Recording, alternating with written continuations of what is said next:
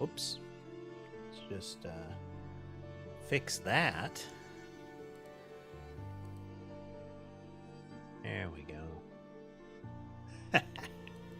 Well, that's clearly the technical error for the day, and there won't be any more for the rest of the day. Hooray! Right, though, folks, I'm newtmechanist, and today we're going to play PowerWash Simulator because I am tired, and I don't want to dive right back into coding since it was taxing last stream. So we're going to take it easy. Before we do, though, let's check in with the kitties. We do have... I'll have to check. There's Sky and one of the others. I think it's Molly there. That begs the question of where Sammy is, though. She doesn't have a lot of preferred spots. It's Molly or Sammy. But Sherbet getting a snack, and then Ember and Mason on the bed. Let's blow that image up a little bit. Let's take a look here. That is Sammy. Couldn't quite tell if I was seeing modeling or not. The stripe on the face was the clue that it might not be who I was thinking of. I couldn't tell if it was a stripe or like cheek. Hey there, Rogue. Kitty cats indeed. We were trying to figure out who was visible there. But let's see. So that means Molly is unaccounted for. Oh, well, no, there she is. And Ember hopped down. We don't know where she's going. But okay, currently Ember is not visible. Oh, okay. She's looking at the other two getting food. All right, though. Like I said, PowerWash today. I believe we wrapped up around... those are my cats, Rogue. I have 6 cats. And I have cameras around the area so that we can keep an eye on them while we stream.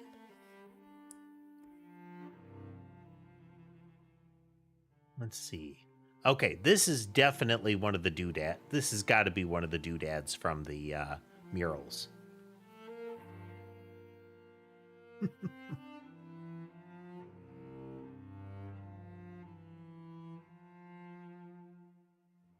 Hello, Sherbet. Hey, buddy.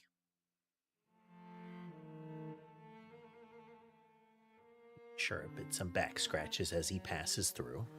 Yeah. Sherbet's not a snuggly cat, but he does like, he does like a back scratch now and again. Yeah. Are you going to take a shortcut, bud?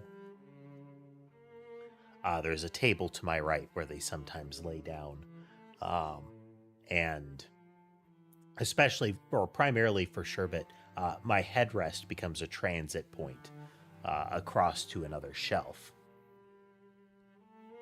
from that table. See, apparently I'm supposed to give you some nonsense about how we were trying to break the land speed record when something bad happened, but I'm past caring at this point. Let's be honest, you don't care anyway. You're just here for the cleaning, right?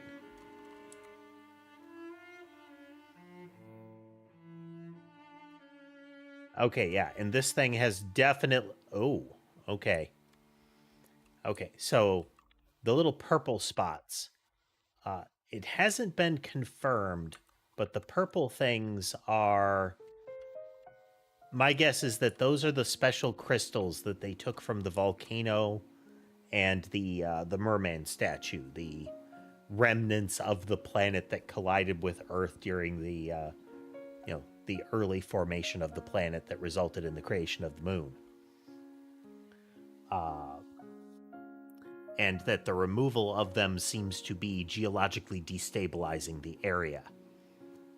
We know that the mining company sent a whole crew in there to dig near the dormant volcano, a freshly dormant volcano, re-dormant volcano, and then suddenly declared, oh, we found nothing at all, and shut down the operation. But we've seen traces of this along this road, along this major kind of freeway here, or what once was major. That is the gas station where we saw it near the pumps. They said that the dump trucks had been passing down the road, the big mining dump trucks, and we saw the crystal remnants in there, and we can see the booster has them there. So they're using that as some sort of fuel. And this is a game about power washing. That is part of the plot line of the game about power washing.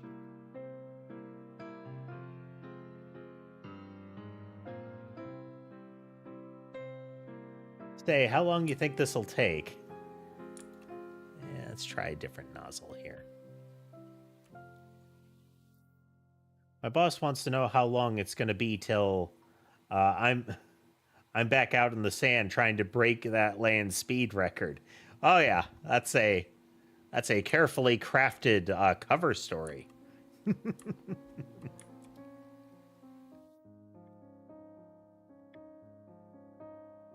Hey, Ember. You gonna come sit with me? Yeah? Ember is my smallest cat. She is the second oldest. And she is also the snuggliest. She really likes to sit on my shoulder and be held and get lots of attention. And she's very chatty. Recently, Sammy has become that way. Previously, Sammy was really... She would deign to sit on my lap and receive deserved attention. But now she has decided, you know what? I'm going to walk up you and I'm going to cling to you like Ember does, despite the fact that I am noticeably bigger and, musclier than her. So, where Ember will take up my shoulder and require one hand to kind of keep her attention, Sammy requires both because she will sink her claws in if she starts to slide.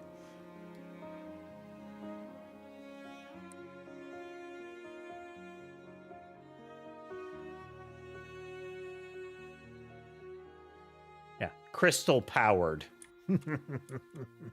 They're extracting the super important earth power crystals in order to make a new type of fuel. And currently, what that seems to be doing is making the moon spin. And the time travelers have been telling us that there is some new disaster brewing that they once again want us helping with. We helped prevent the volcano from erupting and setting off, it's like the Pacific Ring or something like that. Chain of volcanoes that are kind of important that they not go. You know what, actually, I'm done with that guy. I'll say what I want.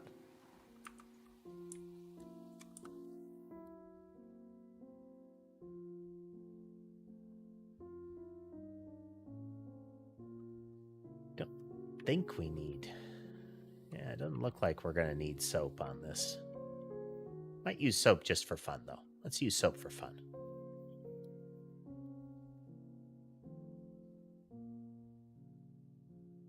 Yellow nozzle seems plenty to deal with it. Okay, so we definitely know why this thing was in the murals. Hey, hey there, Dorothea.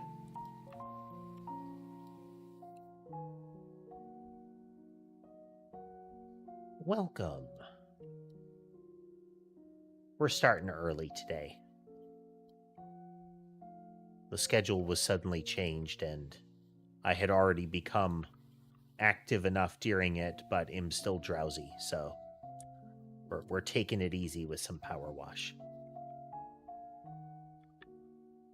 we did our coding yesterday, and the last gaming stream, we just did a marathon session of the third and last Amanda the Adventurer game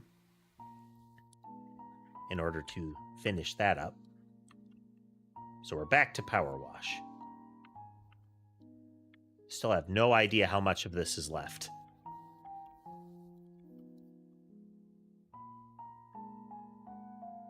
To say, the quote futuristic car is cool looking.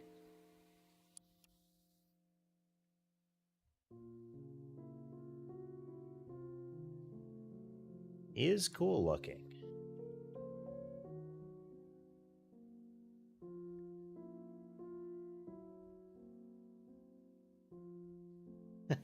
Neat little crackling energy effect there. I had not thought about use it as fuel. So this is one of our questions was, why did they specifically call out tech billionaires had shown up and were getting involved in this whole dig up the volcano thing?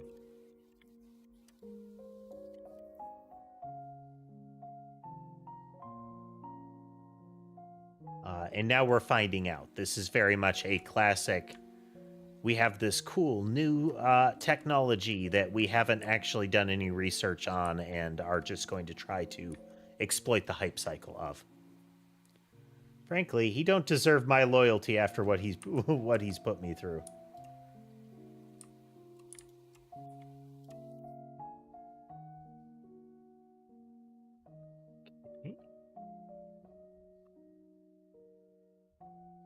Well, I hope you're better soon, Dorothea.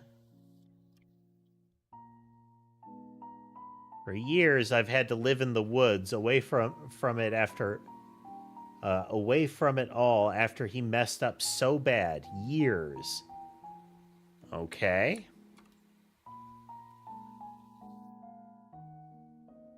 So this guy says he's been hiding, seems like he's been hiding out after a last thing failed. The stuff he's doing, had me doing recently, don't even make sense. He's had me protesting in the desert, carting stuff through tunnels. The other day, he even had me throwing garbage at some float.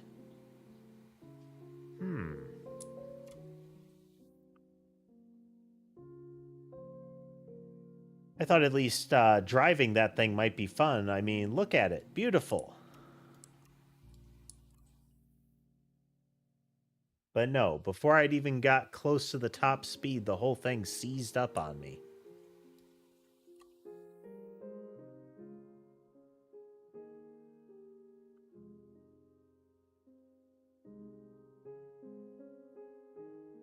I can't remember what the float would have been.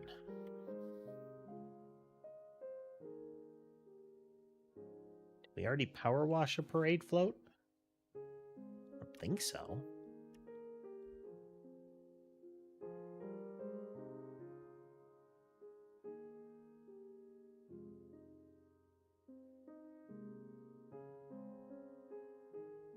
Also, the question is, who in particular is effectively the they are talking about?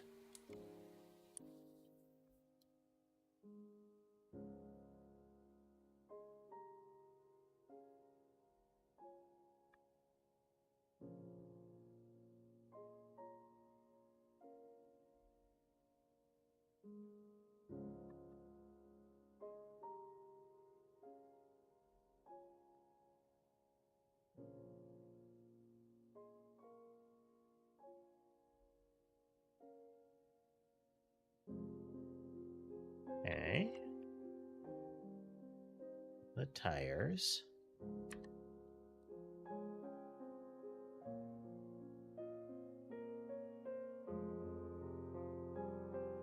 Tail lights, this casing too.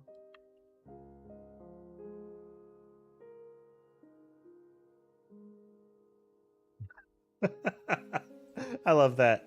The tires there. It's some brand.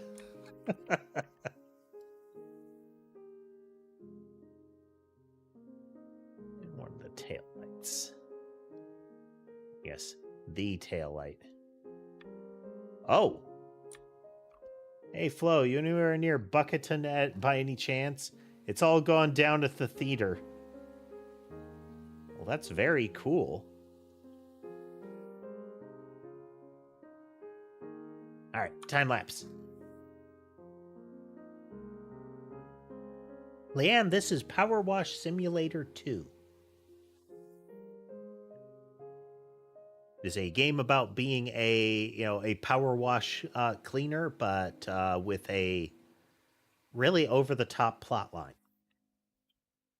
I don't care what anybody told me. I'm putting this thing into fly mode and getting this delivery done. Then I'm finally out. Theater sets. The Aurelius Theater. Didn't we already clean this one? I thought we... Okay, it's theater set, so it's in the back. Last night was the premiere for my latest musical, Jeff. An expose on all the shady shenanigans our mayor's gotten up to, and it seems some folks aren't fans of the truth. It all kicked off. Frankly, I'm not surprised. My work's going to flip the lid so far as this thing astronauts are going to be saying, hey, where'd that lid come from? There's no stopping us. We're running again tonight. With your help, of course. Oh, yeah. Yeah, we had one of the prior levels was cleaning everything, but the essentially the curtain was closed. The kitty cat's still up there with the gnome.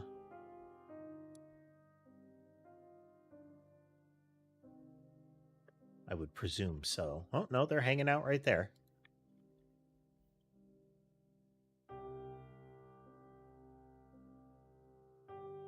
All right, that's Ulysses and Bubbles. Where's Squeak?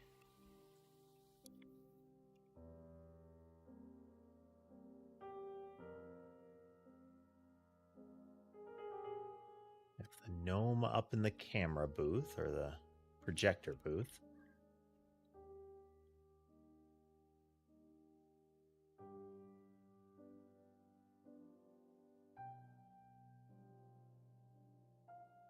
You can always find all three of them, but you can't always reach them.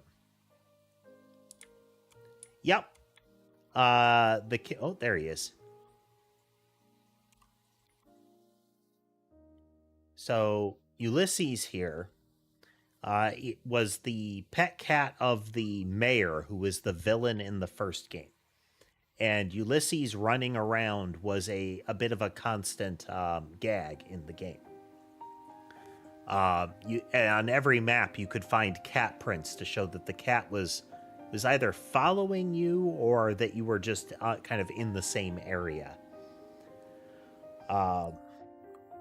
By the start of the first game, you have effectively adopted the cat because the mayor has went into hiding. And I don't know if it's by then or by the events of the second game starting, Ulysses, it's found that Ulysses was pregnant and gave birth to Bubble and Squeak here. And there's every indication that the mayor was unaware that the cat was pregnant.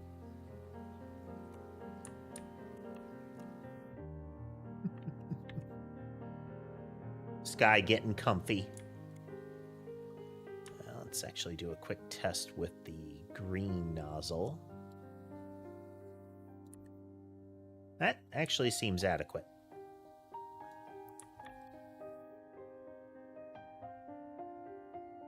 We had more than 1,000.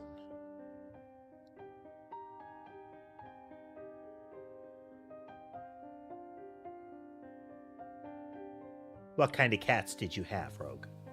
I just realized you're going to be getting a sneaky as you work. No letting anything slip, you hear? Actually, maybe I should give you a brief outline, stop you getting the wrong idea. Feel free to ignore, of course.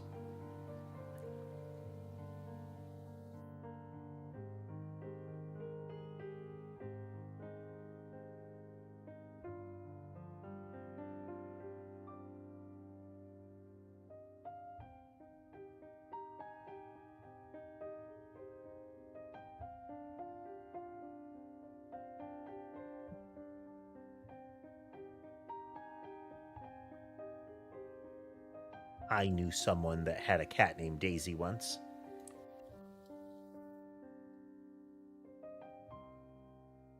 A very orange cat, if I recall. Maybe? No, I can't remember.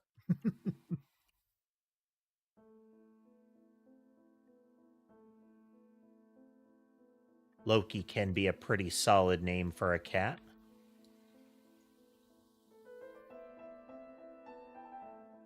They are prone to strange mischief.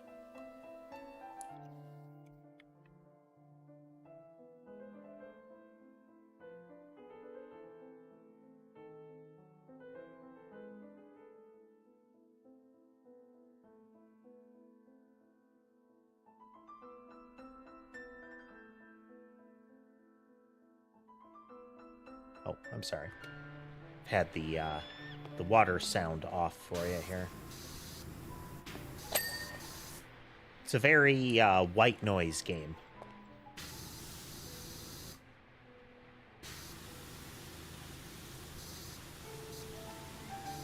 Hello, Ember. Yeah. Ember has come to sit with me. So Ember likes my right shoulder.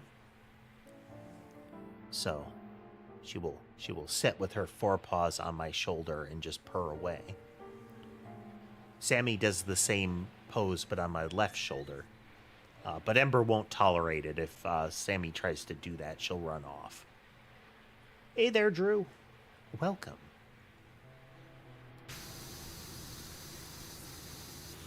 Seems like I'm chatting with somebody you can't see in the chat. It is on one of the other streams. It's widescreen. Widescreen on Twitch and YouTube, and then tall form on YouTube. Watch where and how you'd like.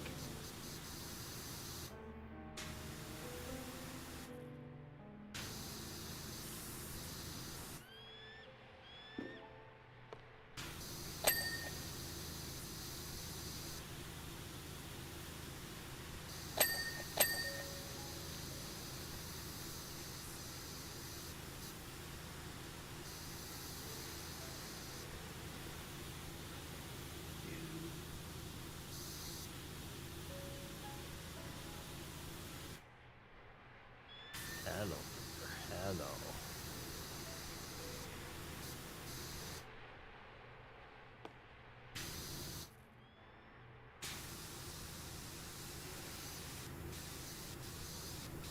I think Ember's a little put out that one of the other cats has discovered her secret technique for extra attention.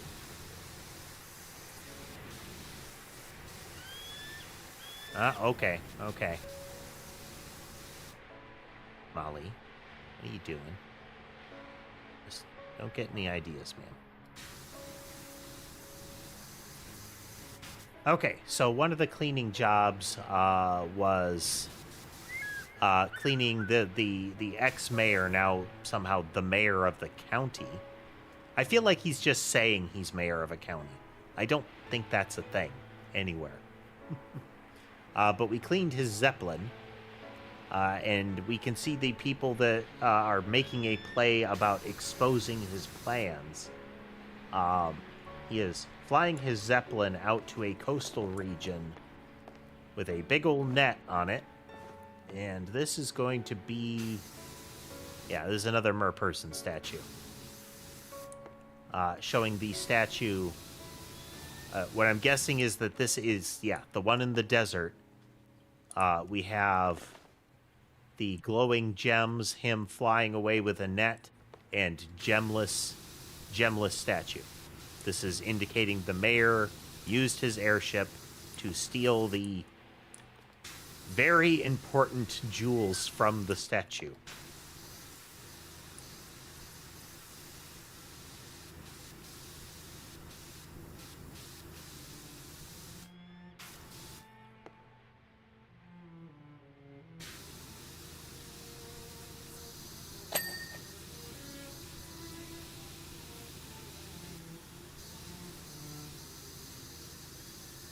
I like games where we can speculate what is going on like this, where it's even if it's not a game mechanic, it feels like there is the opportunity to do that.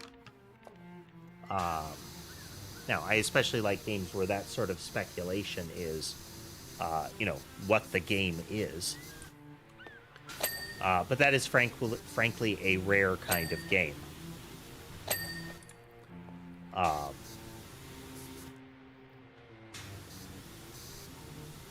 But this one being the type of game where that is something that you do, where there's the kind of narrative where you can try to put the pieces together sooner based on what you find out, is interesting.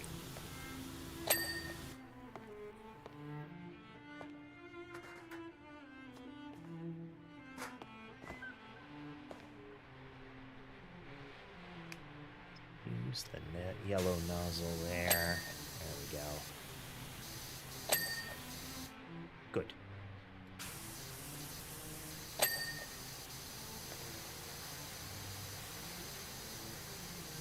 Now we'll do a sweep from front to back.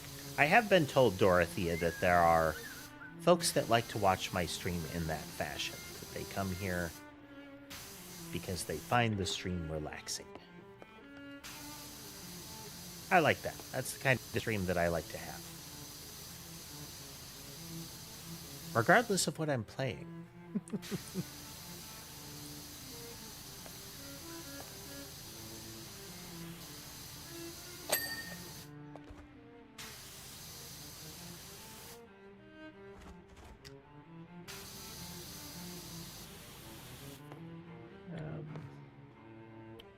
Need the trident for this. We're using yellow. I think the trident is just the better choice anyway.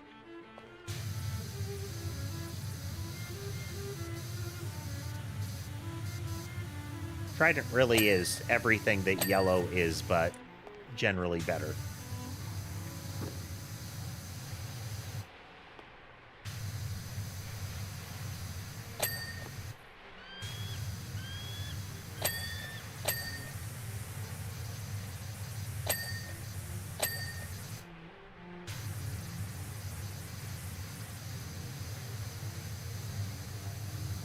Much more,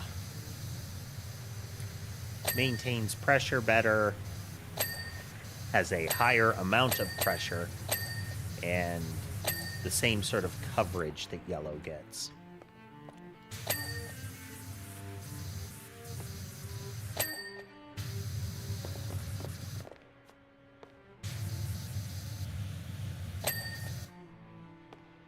Excellent.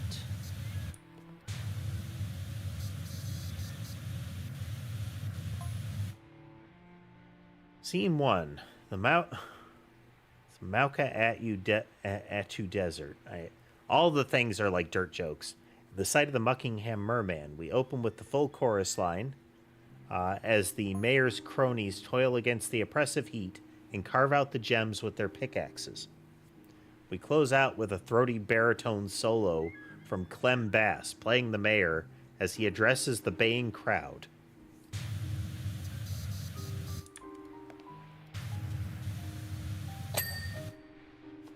I think the baying crowd one might refer to when he is touring and gets to Muckingham, where they all still remember that he's kind of a villain and they run him out of town.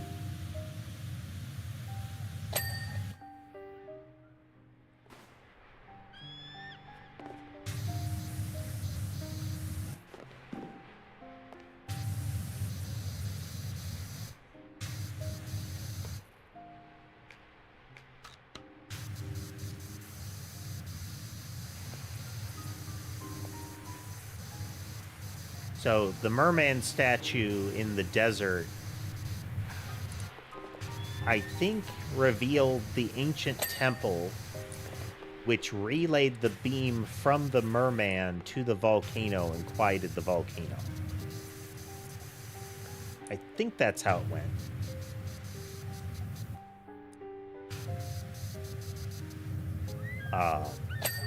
So removing the merman crystals means the volcano isn't being suppressed anymore. And then subsequently removing more of the energy crystals seems to be doing something to the moon.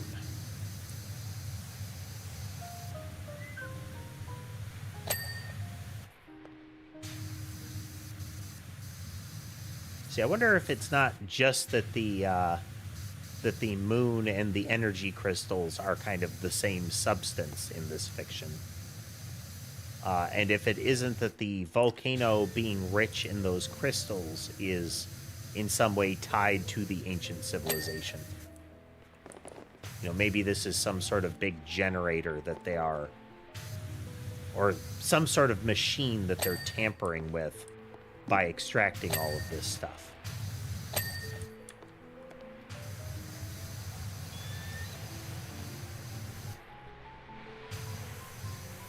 At the moment, though, the ancient civilization's connection is largely that the time travelers interfered with their culture in order to send messages to the future.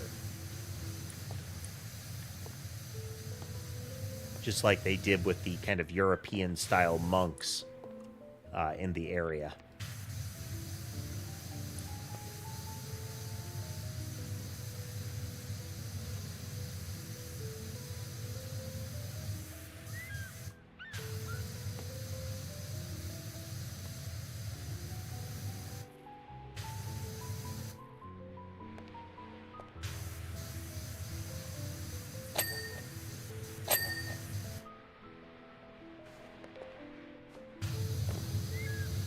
The implication here is that the mayor sent somebody to trash this theater in order to try and delay this plague getting out, because it looks like it implicates him in it absolutely implicates him in the theft of those jewels, which is kind of the inciting incident of this narrative. Of the sequel's narrative. You know, those go missing and things start getting weird again.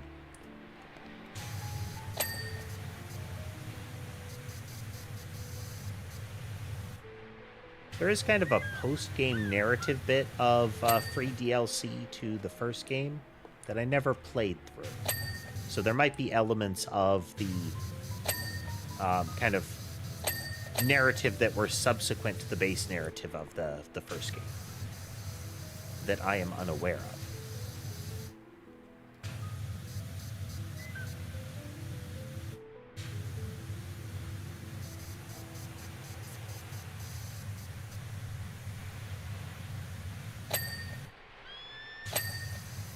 They've been decent about introducing the narrative from the prior game without full info dump. Generally, it's much more of a, hey, remember me? I'm that guy from when? And then they move along. So much more organic reminder of the plot line through implication.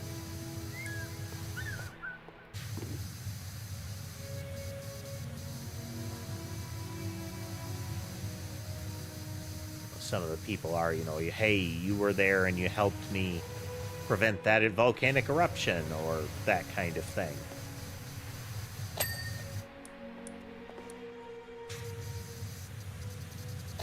But they also just might be mentioning some prior events, and that can remind you, you know?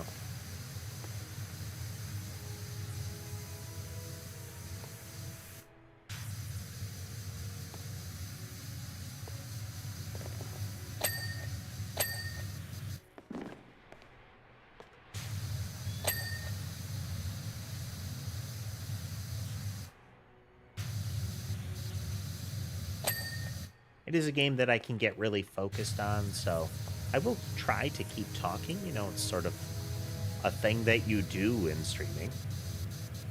But forgive me if I get quiet for a moment, because I just sort of trance out doing this.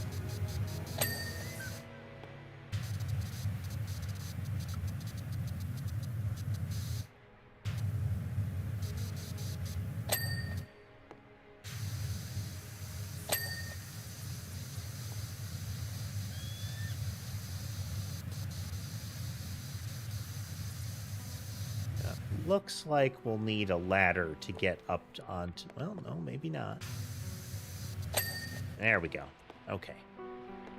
So far, we have not required the ladder.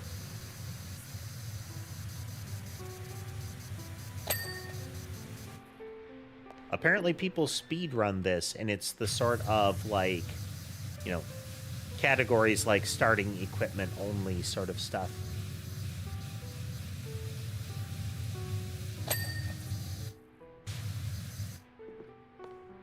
So using the final tier nozzles like the Trident or similar makes a lot of this easier. Because again, yellow nozzle coverage, red nozzle, yellow to green nozzle coverage, red nozzle pressure out of the Trident. So it is very easy to clean pretty much anything with that kind of nozzle. So you're not considering soap or changing the extension length on the thing as much. You still will. There are some places where it's just hard to reach while still keeping pressure. And for a majority of the game, you don't have this. I feel like they did a better job of encouraging you to do progression through the various nozzles and whatnot. No, you can't look in that. You can't. Ollie is such a staticky cat.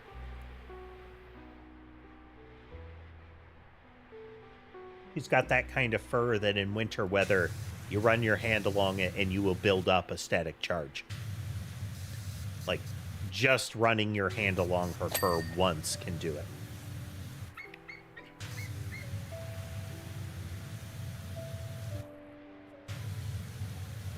Whereas Ember, pretty much nothing.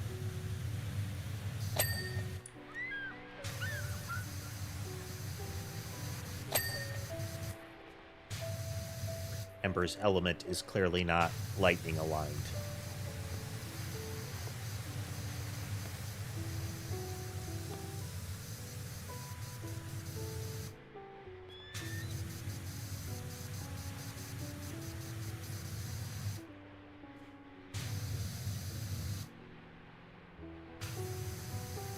In terms of Pokemon typing, I feel like all cats are at least partially fire. Just because of the amount of heat their little bodies can give off whenever they decide to, sit on or near you.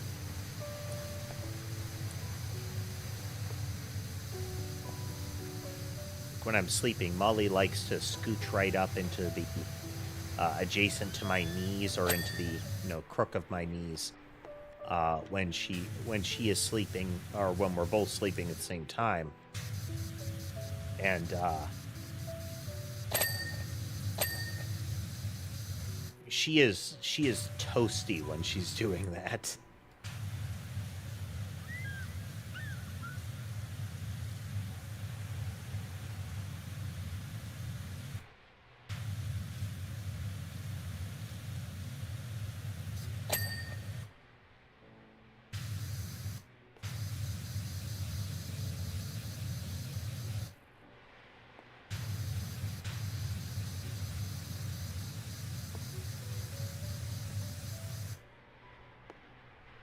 This one is definitely, I was about to say set piece, but it is. It is absolutely a set piece. But from a game perspective, this one is...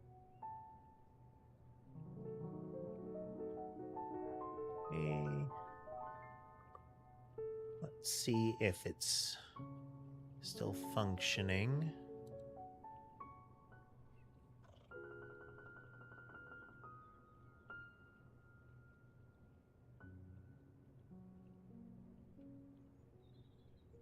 Hopefully things will reappear soon.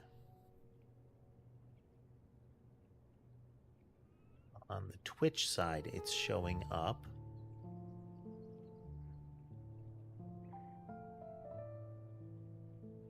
Oh, I think we might be functional again, folks. I think we're potentially functional again. Hard to say. So I'm giving it a moment to make sure that it's working.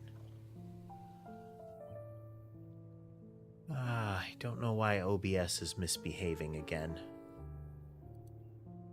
I know I've been having some problem with static discharges. Knocking stuff out.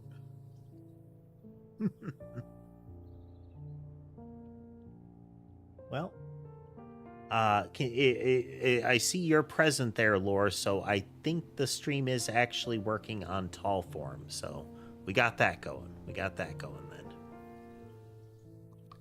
How's your day been, Lore?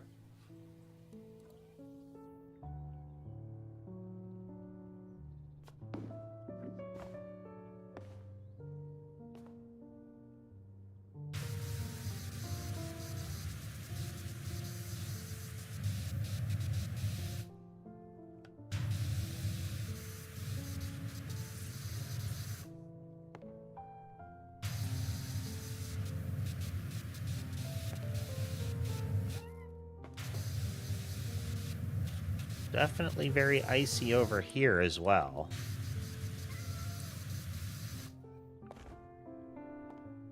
I mean, happily a more slow day.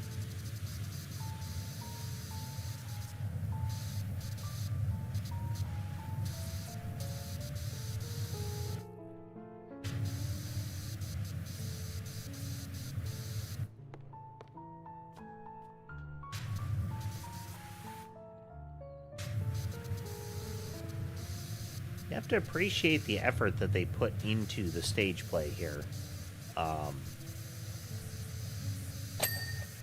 Mechanically swappable scenes like this is non-trivial, you know?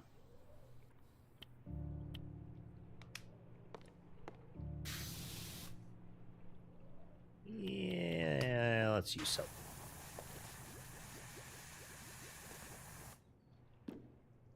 Yikes. Did it do, like, windshield damage?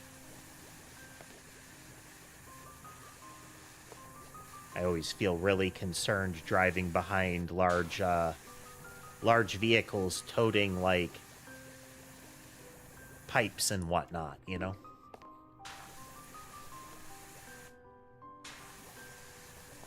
The cargo never seems as secure as it should be.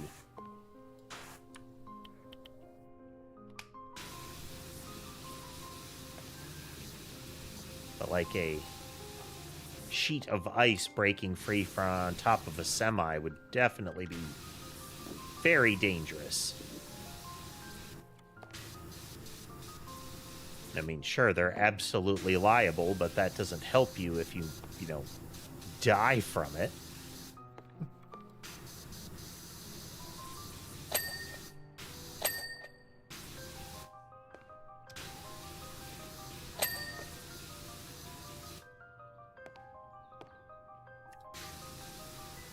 Green seems good enough for this, and that is sufficient coverage.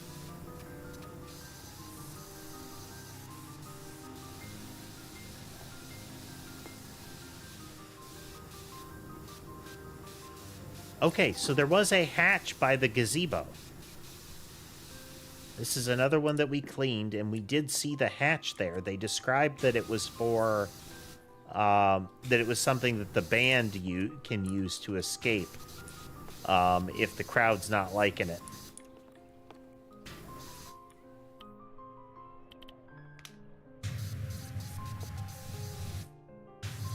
But the indication here is that they used it to transport stuff, which would explain why the gazebo got supernaturally dirty.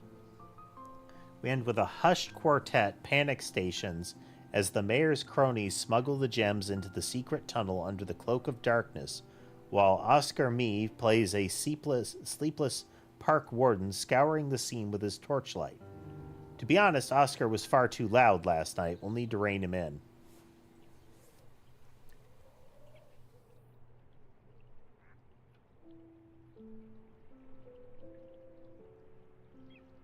Oof.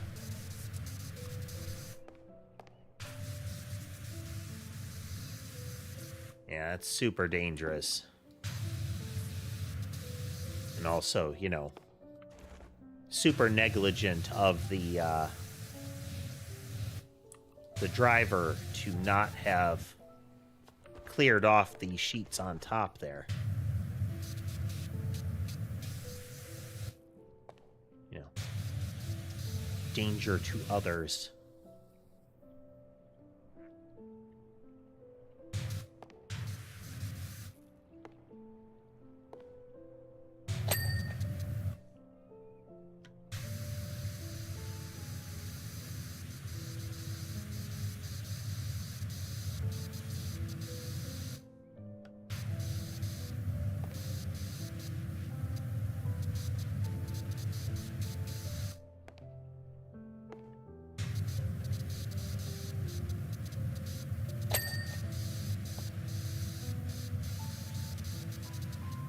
I mean, that's good at least.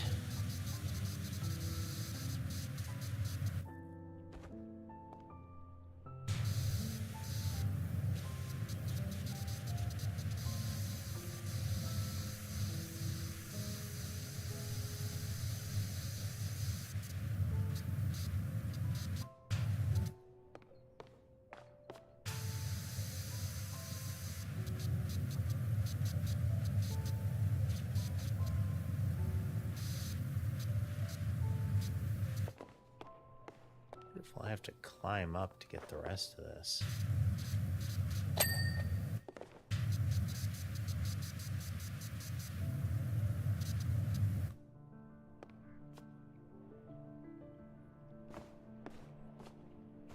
Okay. Definitely will help us to get the ladder here.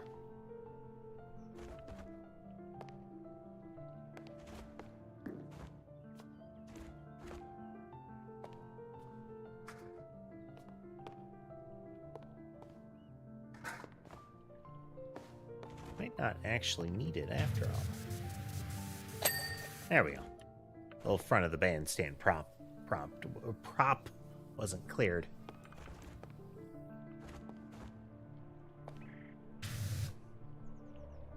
Let's just use soap.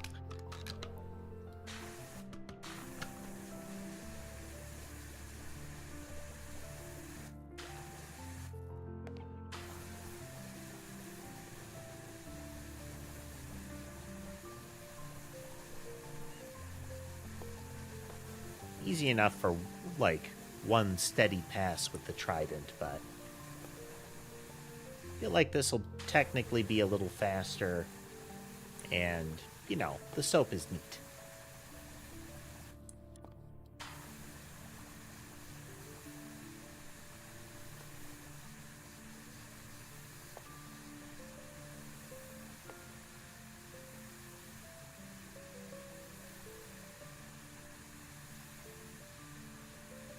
See if I can pull the OBS logs and spot what caused the freeze up to happen there.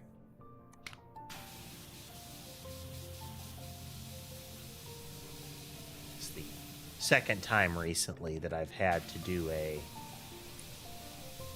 restart on the stream to get it functional again.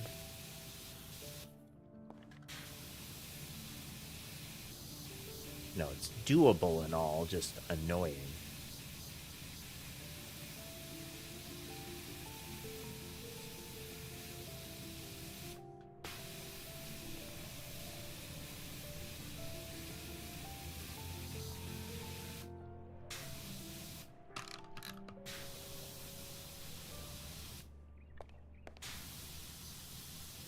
If I make a button that is kill the OBS process, it'll be even easier to deal with it. It's kind of like if my microphone dies out. I won't know until it's already been a problem for a bit.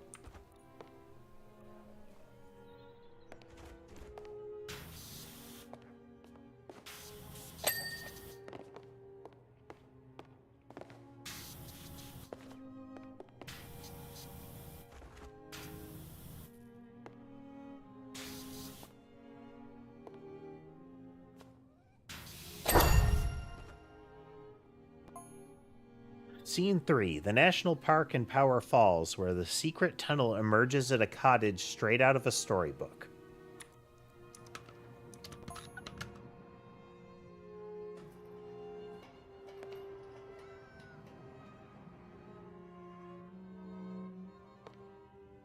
Here the music takes a menacing turn as a disgruntled stooge reluctantly transfers the gems to a hypercar. We just washed the hypercar. There's the mayor's helicopter that lands on the back of his just grossly ostentatious limo. Is this the coffee house?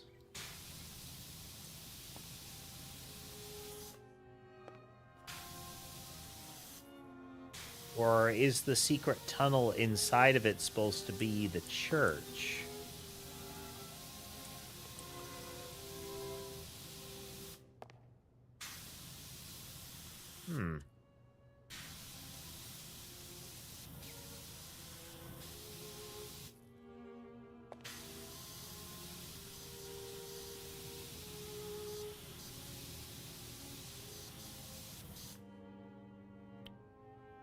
It's disconcerting the number of things, Laura, even without Microsoft's desperate bid to say that they're using AI in their OS.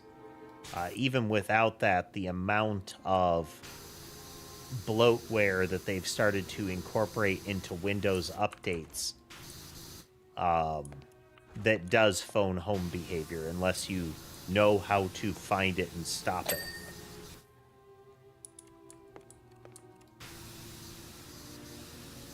It's like, guys, you already have an effective monopoly on a majority of the personal computing market.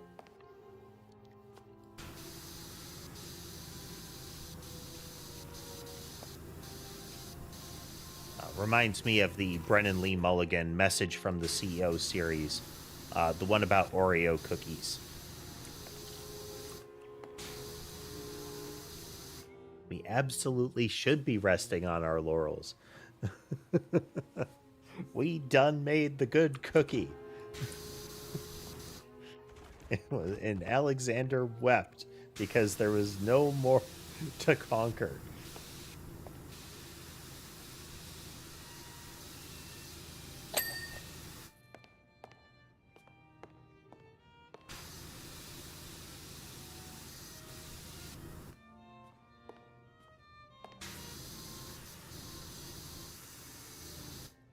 It is the... Let's pretend that the stock market is actually, you know, the economy problem.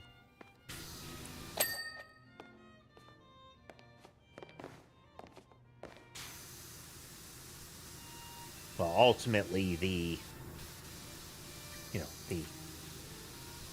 increasing share value is the beginning and end of responsibilities that a company has. So instead of we make a thing and we make plenty of money on the thing in order to continue to make the thing.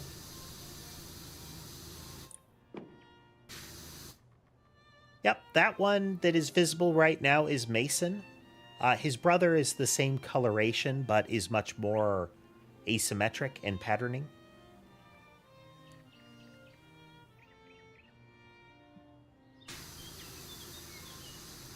Then you can actually see Ember here.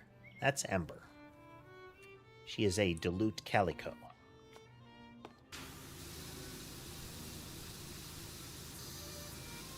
Or just a diluted, but, you know, however you want to...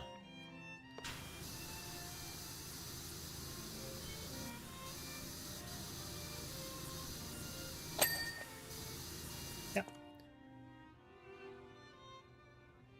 She is pale gray stripy with white underbelly and socks. And one of her ears is a very pale orange, like that whole region.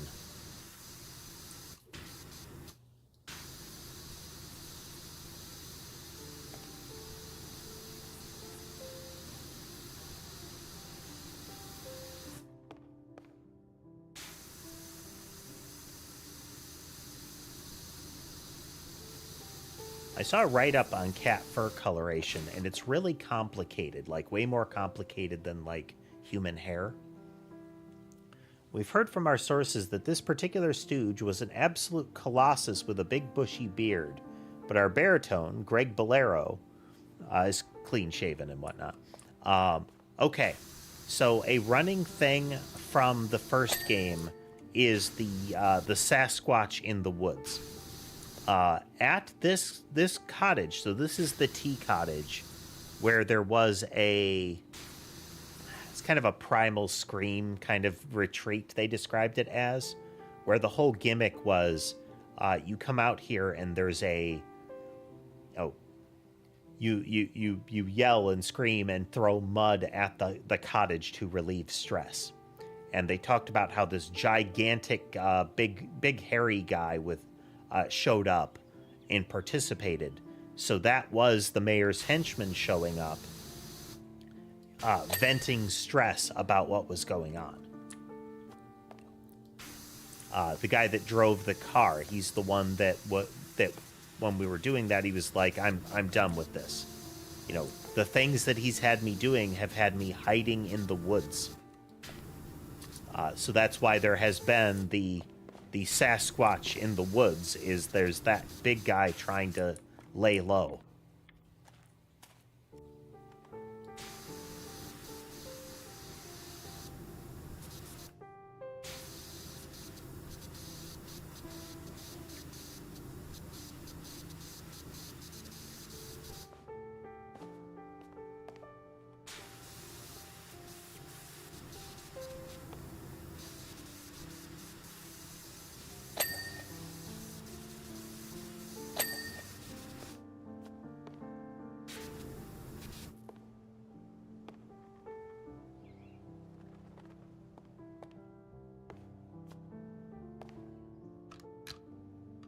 And we'll do soap again.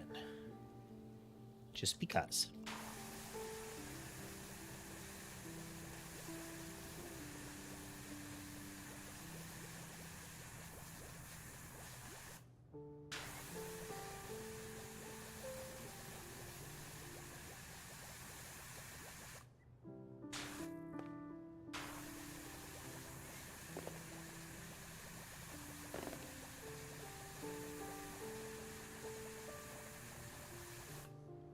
So in this one, in the first one, the mayor was working with a, eccentric billionaire who had a private jet with a laser mounted on it, and they were using it on the volcano. I can't remember if they said it was for mining purposes or something like that. The implication being that that guy knew about the crystals as well and was trying to get them. And now we have the mayor doing it again with big tech companies. And we see one of the things resulting from that is the flying car. He was initially a bit put out by it all, but he knew that it wasn't about him and soldiered through despite oppressive lighting. It's about the guy that was acting, that is the actor for the big goon.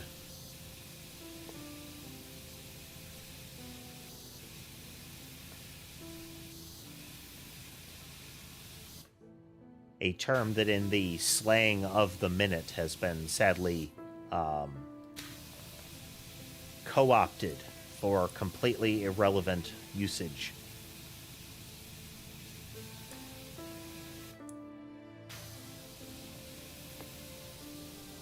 Though not entirely, but it's very adjacent. The common usage adds an ER, which implies that the, actual, other usage of it is now a verb. And then thinking on it further, yes, it is used as a verb.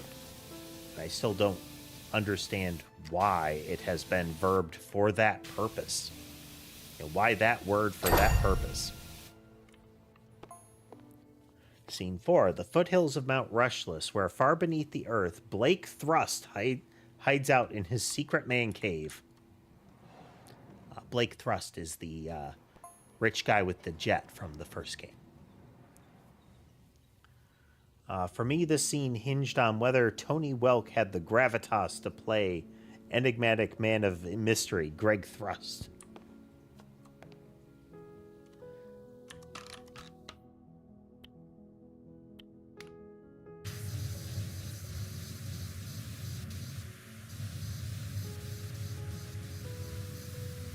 In the first game, that was one of the jobs, was cleaning the secret laser plane.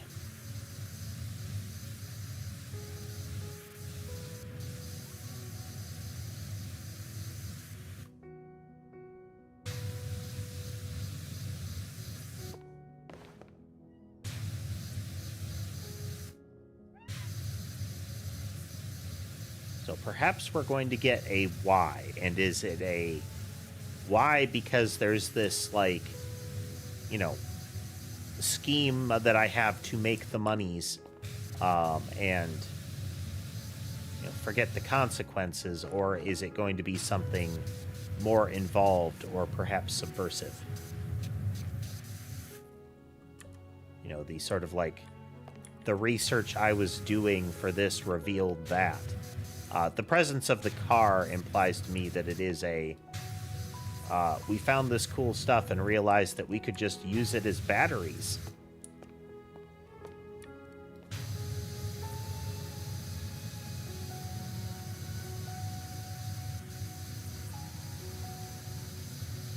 Tangentially, Laura, did you see that they have released the automaton equivalent of the Gloom Hive worlds for the bugs for bots? The molten mining worlds.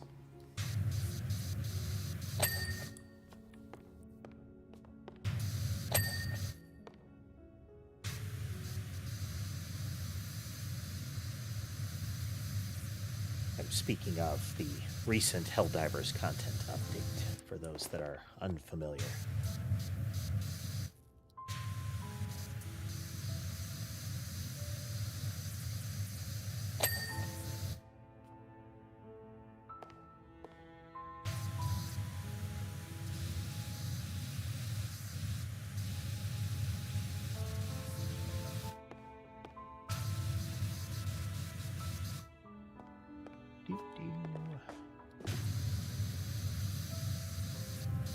Could be interesting.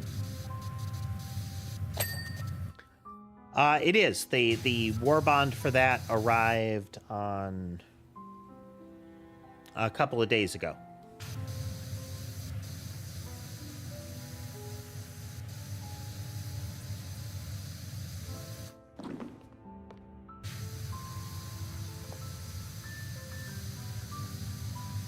I think the minigun is page 3, though, so... bunch of medals after the Superbucks.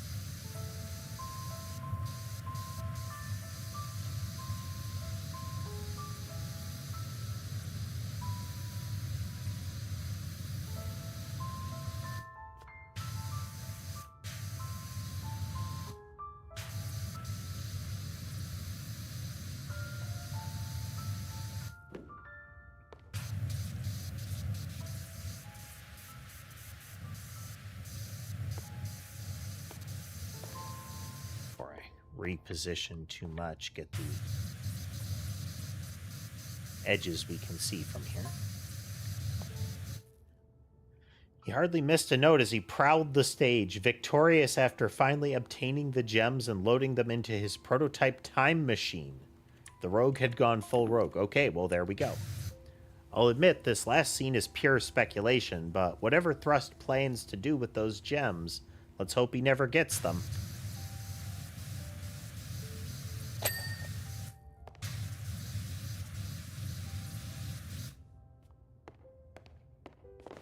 Nice. That is definitely on the cards. Some Helldivers later tonight. They do have special missions for it, which is neat. I hope they persist in that.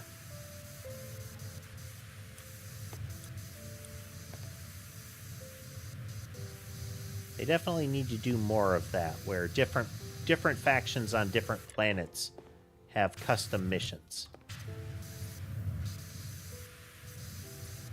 Move a lot of the existing missions over to side objectives and, like, submissions, you know?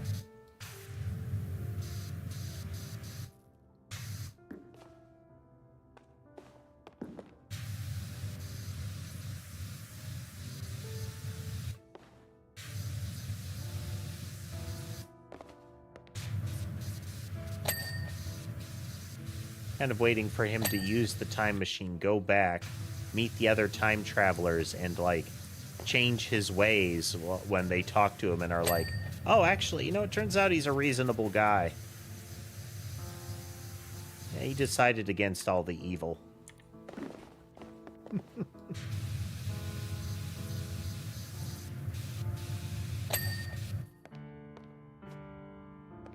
Though I would also accept he turns out to be one of the time travelers.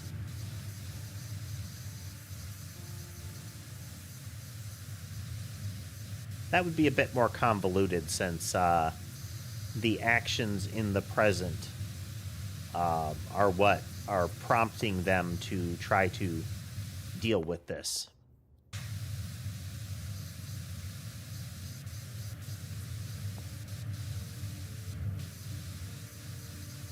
Perhaps Blake is tired of being thwarted by time travelers.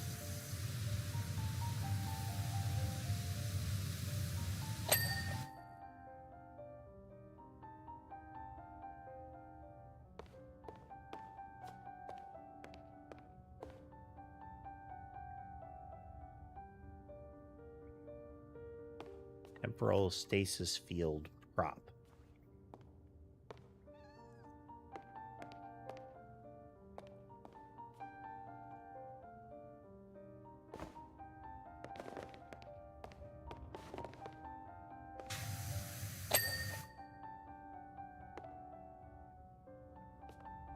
Switch prop. Okay, there we go.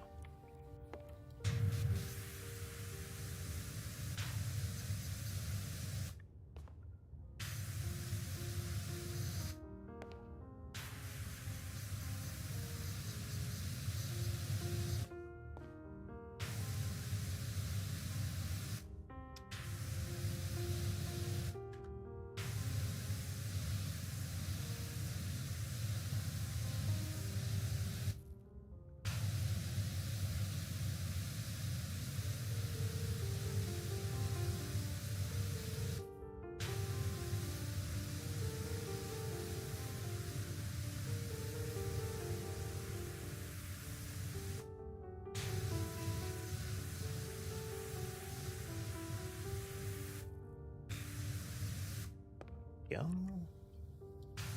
Just a couple of spots there. This is the reason that using the soap can still be useful, because at enough range, even things like the trident can miss little spots. Whereas if you soap the whole surface, all of the dirt that the soap touched becomes really visible. And is removed as long as water of any pressure hits it. So if you use soap, you're less likely to miss little spots as you go. Little areas where the pressure might be enough to clear it, but it's far enough away that maybe, you know, not enough pressure hit that particular spot. So, I mean, you'll inevitably still get it because you have the dirt finder, but... Alright. Peace, Flush. Can you get yourself back to the motel? Got a bit of a weird one for you. The filthy motel that they're converting into, like, a day spa. Alright, time lapse.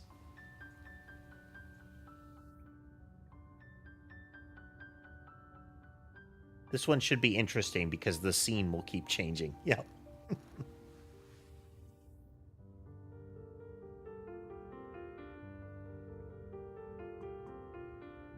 Flo, incredible work. We've just had another amazing night, and the set looked popping. We might have to get a stand-in for Greg, though. I don't think he can do three shows a day in that getup. I believe the line that we missed was that Greg is not a big enough guy to properly convey the individual he is portraying, so they're making him wear a big old costume. The 18-wheeler. You seen it yet? The 18-wheeler in the yard? Grubby as you like, and we know you like it. You like grubby. The two fellas driving it came in a stinking mood, claiming to have driven through a really bad dirt cloud, asking if I got a car wash. I said, firstly, take those angry vibes out of my establishment, and secondly, no, I do not have a car wash. I do, however, know the country's finest power washer. They said that'll do and put down a wedge of notes. I've popped them in the green room, so you won't be hearing from them for a while. I don't mind saying that something's very off about them. The one I spoke to was kind of average looking, but the other one was a straight up Sasquatch. Yep. So the mayor's minions once again. Let's do a quick pass and look. I'm guessing we'll see purple on the back. No. Okay. It's more concealed then. Pick up phone. Jeff Jefferson. Joe, why aren't you picking up? You better not have lost your phone again. And where are you? What's taking so long? Jeff Jefferson the 13th is the mayor. You did find a truck big enough to pick up Rocky and the bike, right? We need those gems to thrust yesterday. That bizarre dirtification thing's been happening again. Then don't get that washer involved, you hear? They already know too much. And for goodness sake, no telling folks it was a dirt cloud, okay? Sounds ridiculous. No telling anyone the code's 1, 2, 3, 4 either. I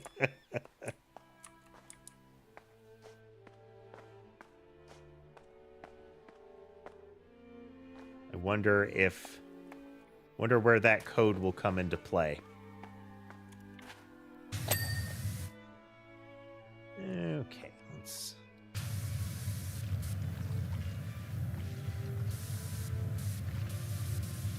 just do a strategic small object pass here.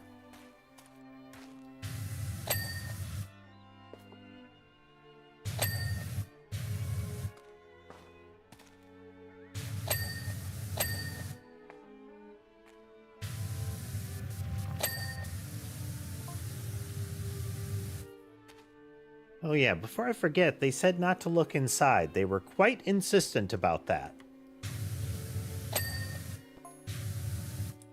Not that you can anyway. It's locked. I've already checked.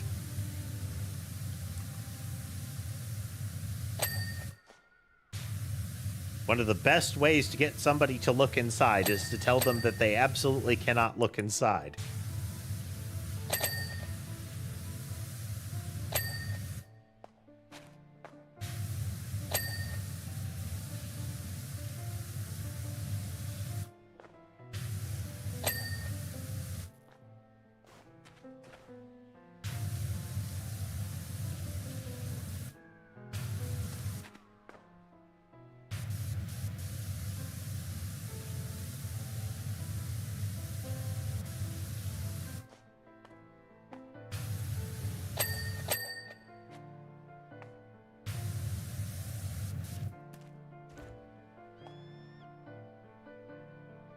Also a fun thing to do as a, if you are designing a D&D session, is to have the special MacGuffin that the party is supposed to get for the very suspicious individual. And the individual tells them, and under no circumstances open the box. It's very important, but I can't let you see it. Or even, but that one, they're definitely going to look. But if you pair that, instead of just it's secret, say it's terribly dangerous and nobody can see what's inside.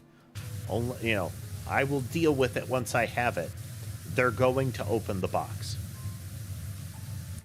They're absolutely going to open that box at some point.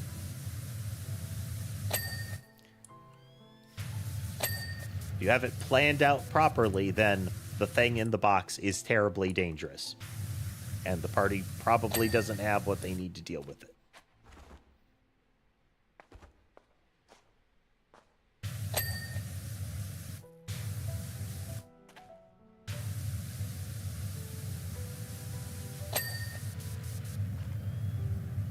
Exactly. They did not lie to you. It is dangerous. There are consequences.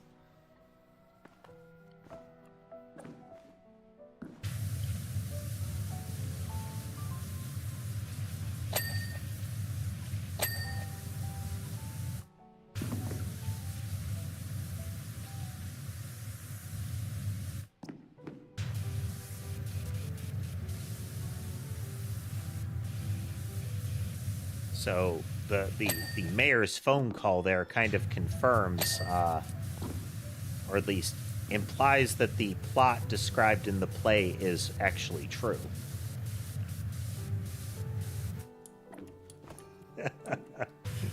Yep. Would you like to make this a campaign about the original plot line, or do you want this to be a campaign about, you know, opening that box?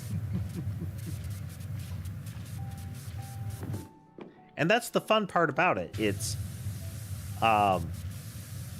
if it's meant to be like a brutal one-shot campaign, or, you know, your quote-unquote hardcore or hard mode gameplay, then yes, it's, you know, the box can be a bomb, and, you know, new characters are about to be written. But a long-running campaign, you can absolutely just, like, okay, that's what we're doing now.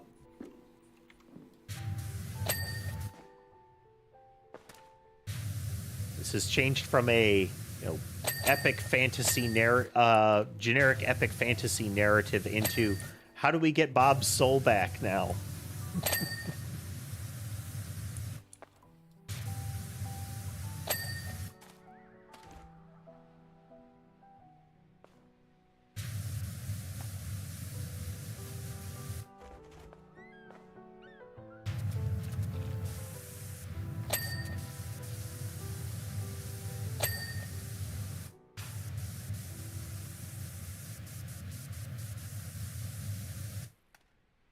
I mean, oops, we probably shouldn't have released that, is a pretty solid core narrative.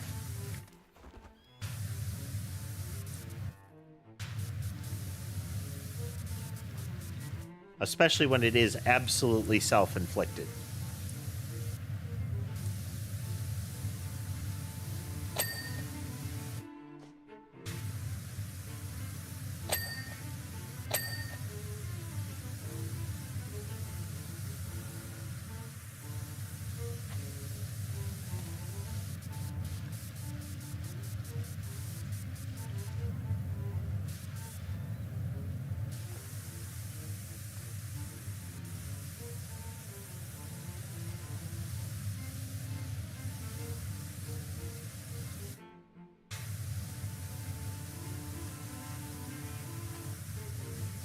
Beyond the Pale tour. I think I recall hearing them describe this band. Or, you know, mentioning that it exists.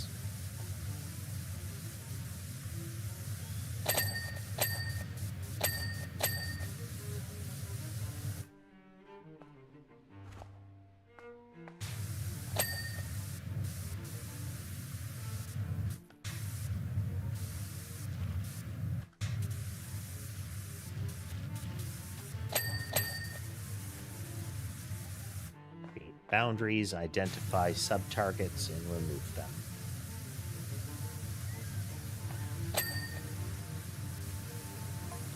Zeno Ellington.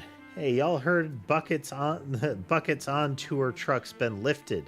Said they might have to pull out from the show unless it's found. Okay, and this is a stolen truck. You serious? Who was it?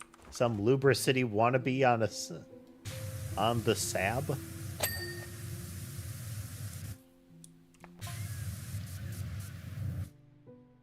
Well, why else would someone do it?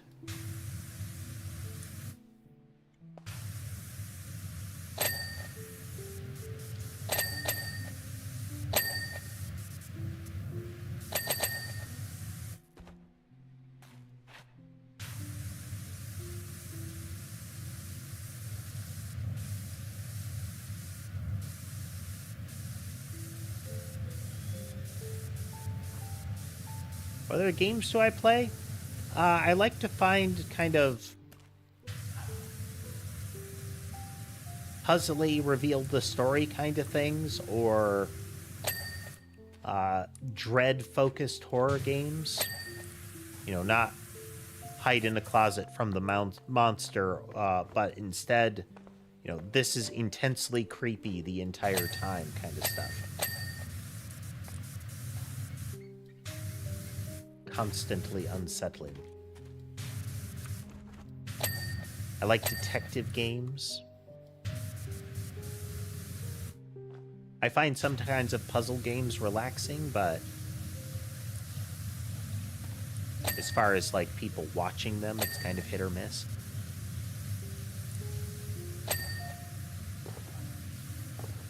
I guess the folks that just like to listen to the stream might find it okay to just hear me reciting numbers for a while.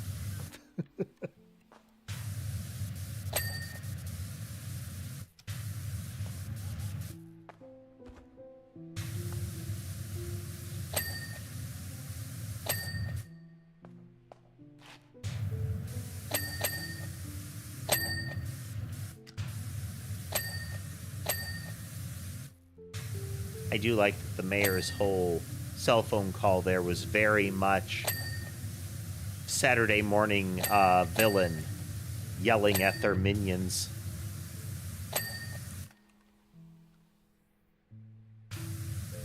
I've seen that one around. Life is Strange, I mean. Haven't tried it. Saying earlier, one of the ones that we did recently was the third Amanda the Adventurer game. The third one's not as good as the first two, but and I have issues with how they did the narrative, but it was still an enjoyable game. You know, it was fun for what it was. I'm not unhappy with the way that they chose to wrap it up.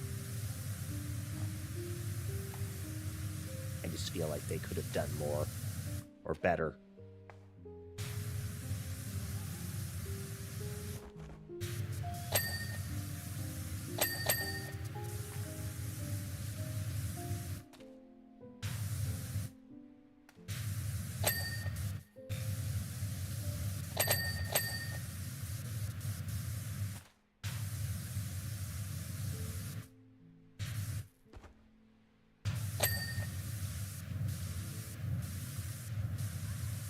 You know, it's one of those such is life kind of things.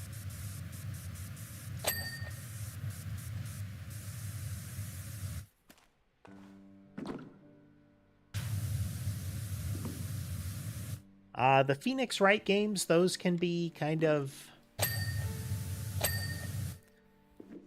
I think, on average, they are very good.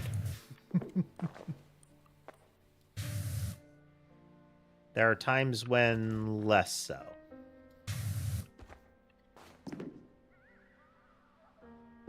But again, that's kind of common.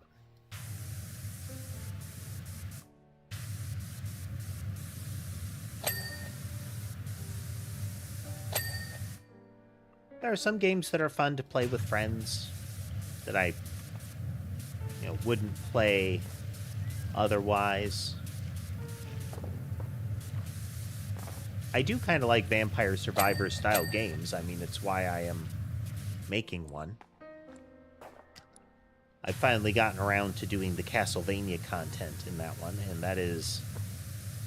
There is a lot of ground to cover in the Castlevania content.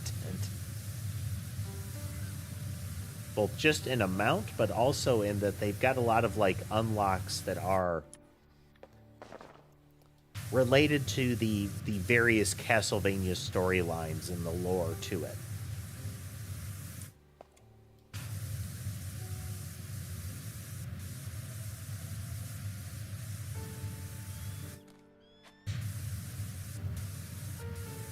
You know, like they're clues that are for unlocking characters that are like help this person avenge their family personally kind of thing. So if you know enough about that person to know what, you know, hurt their family, that kind of stuff.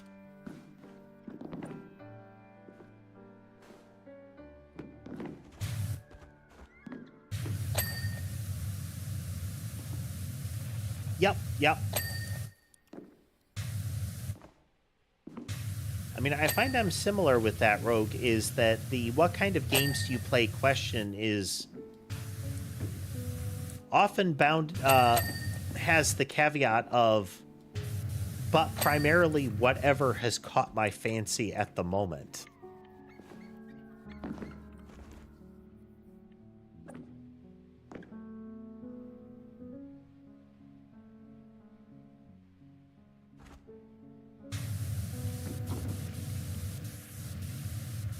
I might be playing a particular game very intensely, and then I just lose interest.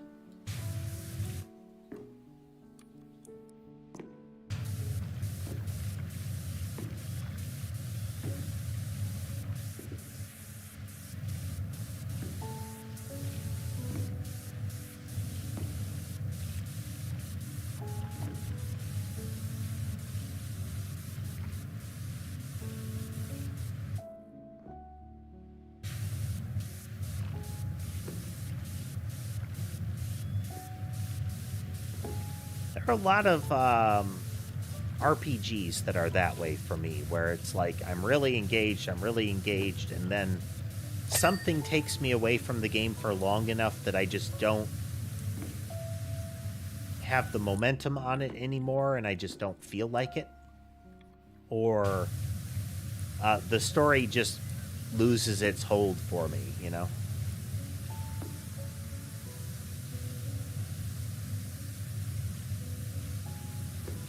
And for an RPG, I really have to be kind of invested in the story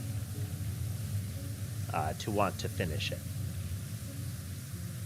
On top of the game needing to be engaging.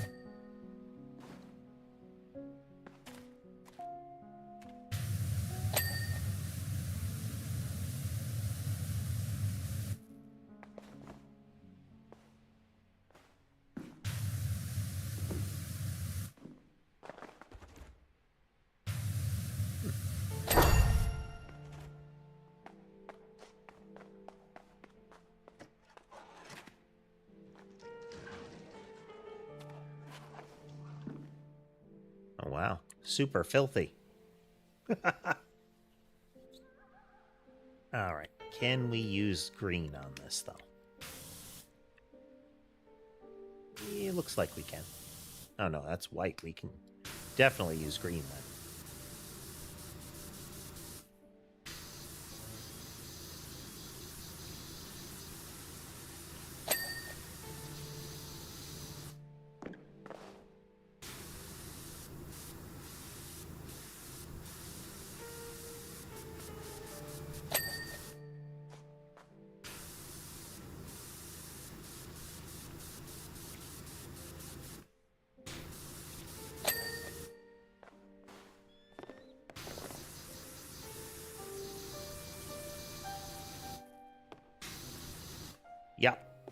This is a canister that has at least been in contact with the special crystals. The purpley spots. That is one thing that I like.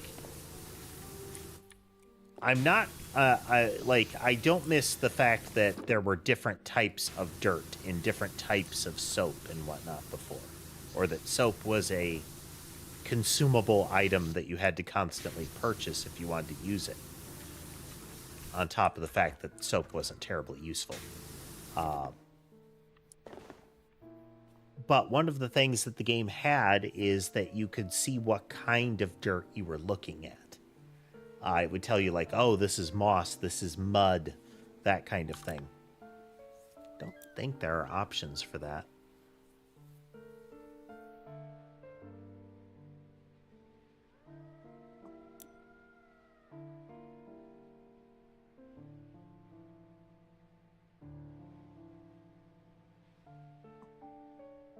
Yeah.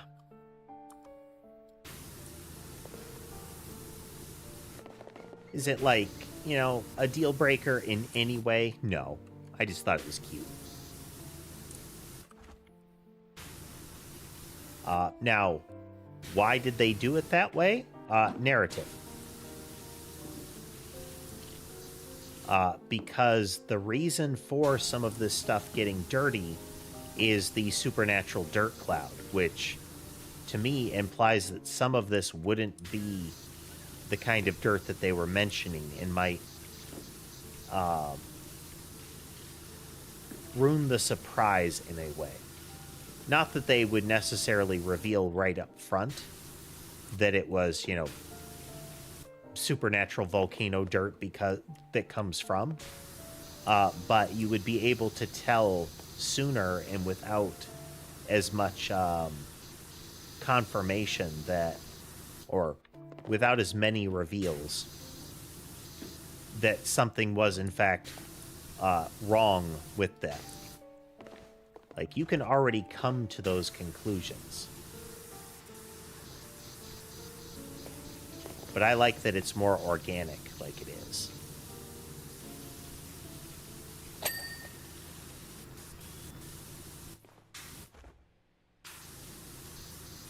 Get back behind that.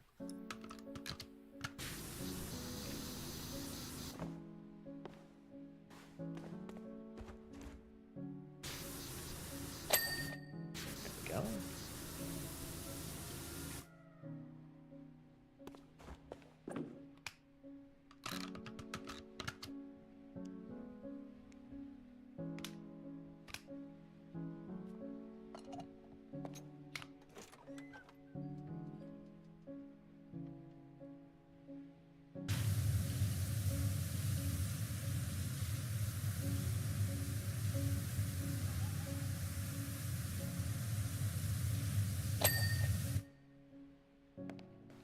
Those are the full gems from the statue in the desert.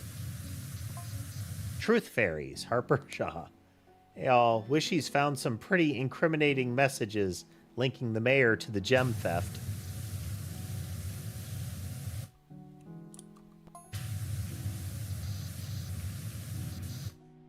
Sounds promising, but even if we've caught him red-handed, he's still got every lawyer in the county in his pocket. Not every lawyer. This is the kind of pseudo-retired super lawyer that we talked to earlier. Xavier Lesage is even better than Sherman Holmes, and the mayor is toast.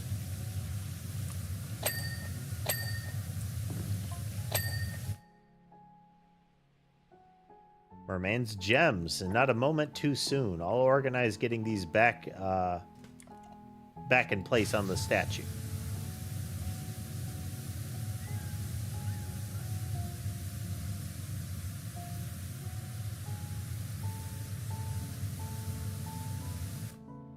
Let's finish the floor segment here.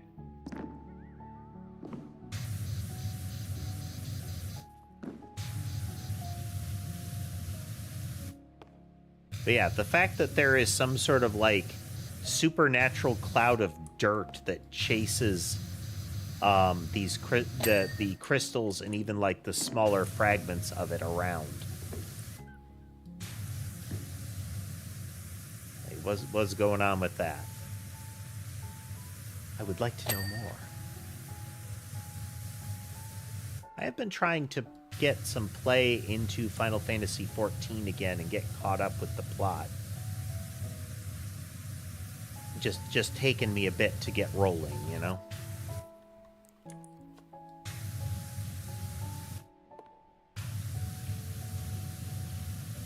Not that I'm, I don't find the game enjoyable. It's just I haven't been playing it for a while and there's a lot to catch up on, and I can only play an MMO for so long before my wrists start hurting.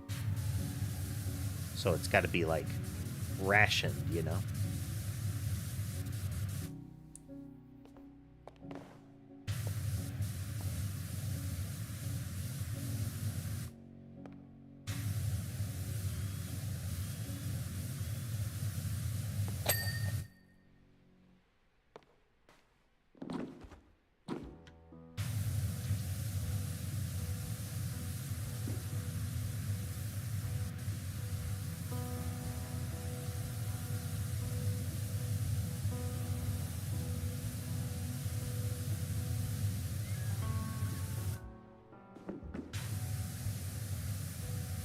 Wouldn't necessarily be every MMO that does it, but for the most part, if it's a mouse and keyboard MMO, it's probably going to result in a whole lot of like extra hotkey stuff to accommodate extra abilities. Or it will be oriented towards gamepads, and gamepads make it way worse.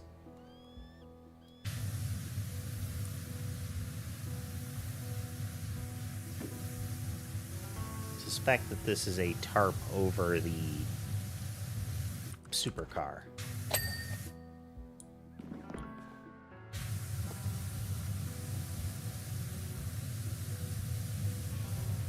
I still wonder why they call a lot of the tires with a Y.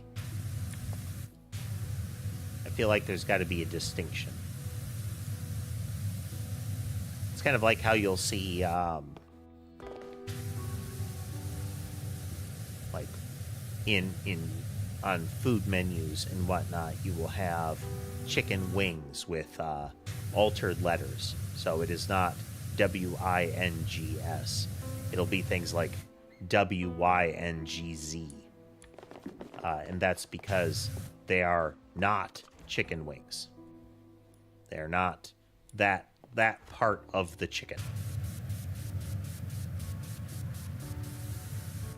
There was recently frankly, a sloppy judgment from a panel of judges that clearly it wasn't even they didn't know the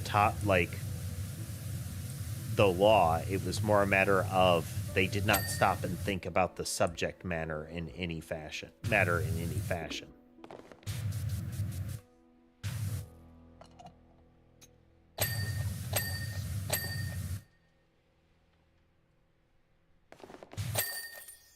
There we go. It was, hey, the suit. For your diary, Rinson, we've got something huge in Detergento that you definitely want to get in on. I think that's the parade float then. But it was a person ordered like boneless chicken or something like that, and there were bones in, and they choked on it. And they sued the restaurant because the restaurant was trying to claim, well, there's no guarantee, like just because it says boneless doesn't mean that there's not allowed to be bones in it. And the assertion was, we ordered it boneless because we wanted no bones in it. And the judge actually sided with the restaurant. And I get that, like, if it was a little bone or something like that, it slipped through, it's bad. But the ruling was that just like it's people shouldn't assume that because they order boneless that there's not going to be getting bones. There's no reasonable assumption for a person to do that, any more than it's reasonable that somebody should think that they are the actual wings of a buffalo. It's like, yeah, that's why it's buffalo wings. There is no reasonable assumption that a buffalo has wings. But when you order boneless, it's the same as saying seedless, you know? That is the expectation.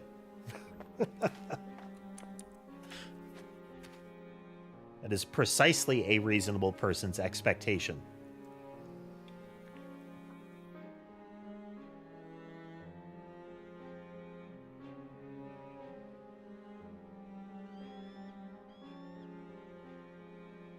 Well done, Wishy. Thanks to you, Jeff Jefferson the 13th is banged to rights and has been stripped of his title. Rocky's confessed and Xavier Lesage is taking the case. Honestly, never thought we'd see the day. I'm going to meet Sonya at the merman statue to put the gems back in. Looks like we're going to find our time-traveling buddy's master plan after all. Find out.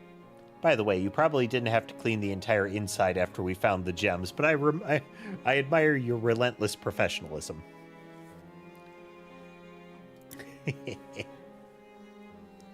Yep, town floats. Okay, so the mayor had his henchmen like throw dirt at these for some reason. It's like a veil has been lifted, isn't it? With that awful mayor out of the way, we're bringing everyone together tonight for a celebration that he always promised but never delivered. A caldera festival for everyone, combining all our talents. Should really be something. Before we do that, though, you'll need to wash down a few of the town floats. The Town of the Year rivalry got a bit out of hand towards the end there. We've parked them somewhere nice and quiet for you.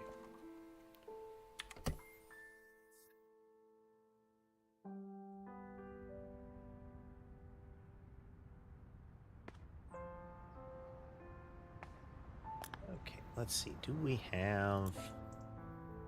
Pretty sure we don't even remotely have the money. Oh, no, we're actually getting pretty close. Let's give this a try, actually. Okay, let's use the Urban Extreme with the Super Duper nozzle. Okay, I think ultimately the same problem that I had before with it, and that's that its coverage is kind of fiddly. It makes up for the primary weakness of this model, though, in that the whirling nozzles on it applies better coverage than it would normally get. But it still feels like the Trident does that too. Well, we'll keep trying it for a little bit here.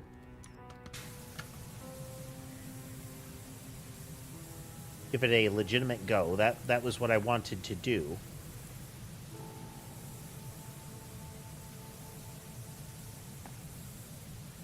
I still think the washer itself takes up too much of your field of view.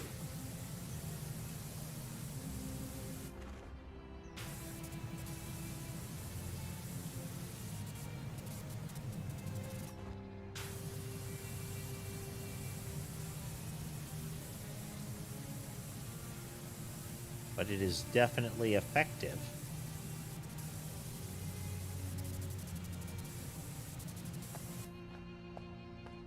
And that is the core requirement, is it does its job.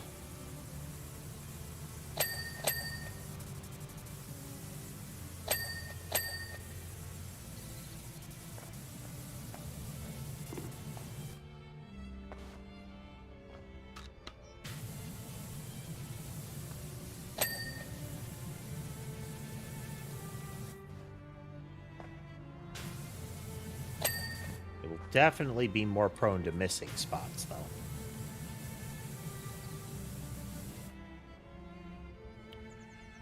That in mind.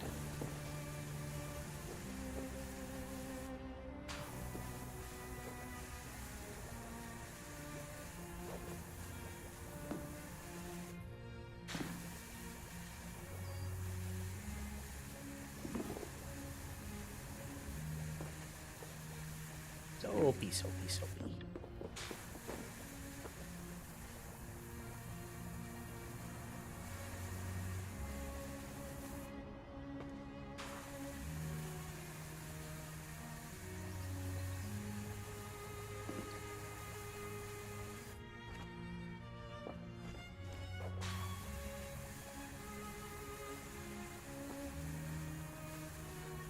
And we'll find the gnome and do the whole launch myself into the air to ascend things maneuver. So I think we should be able to get proper coverage from the ground otherwise.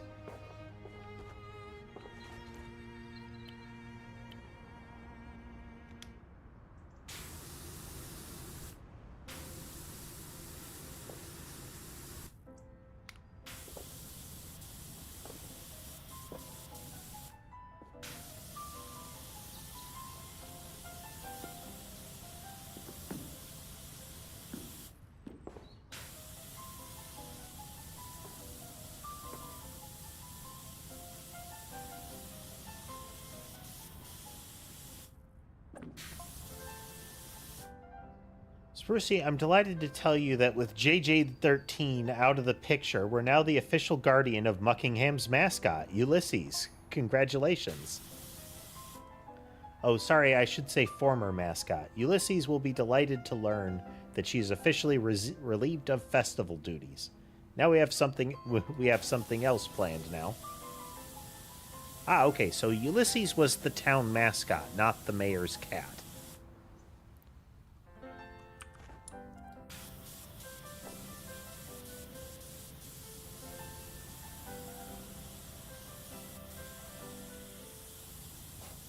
At least on paper, it would seem. That was a little micro story beat there, the fact that the mayor said they were going to take their cat back.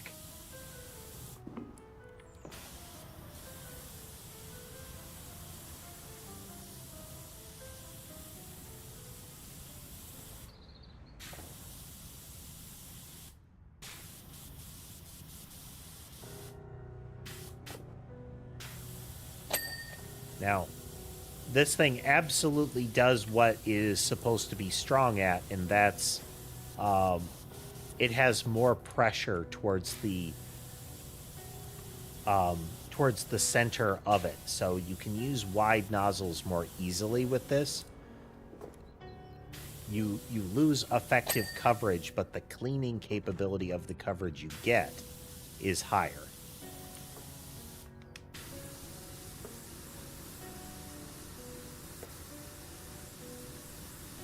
Then you can use that like very heavy like rotating nozzle to get some of the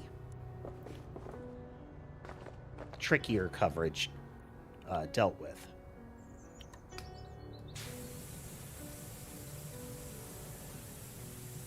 Instead of back and forth, you kind of swirl this one a little bit more.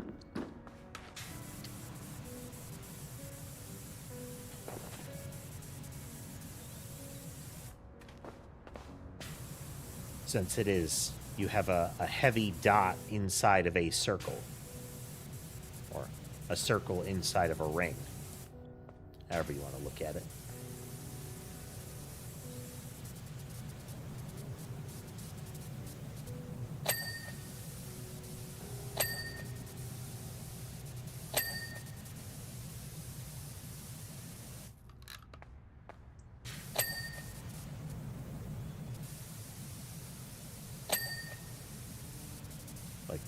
The bright blue stripes and the gems on the end of the little tail feathers here are separate objects.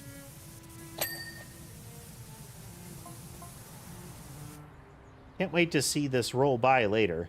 People let them have it proper. Goat, duck, you carry the failings of a county on your backs. I doff my hat to you. The goat into duck delayed the mayor's, what is it called? the mayor's car and his escort, you know? Like an actual goat and duck were in the way of the group.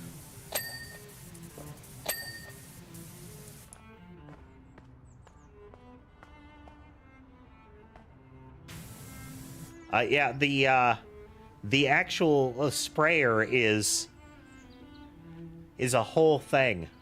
The Urban X Stream. And then the actual nozzle creates this... Oh man, it's actually more of a pentagon. Almost like a spiral inside of a pentagon that it makes.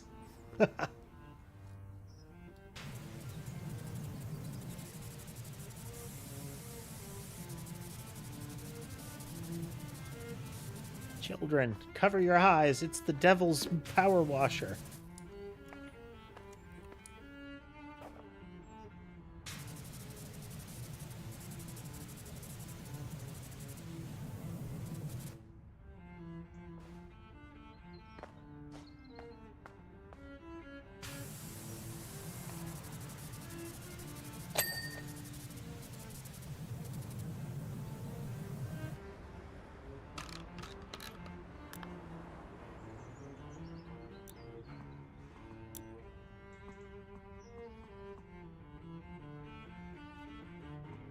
Need 1,800 for the full distance on that one, but...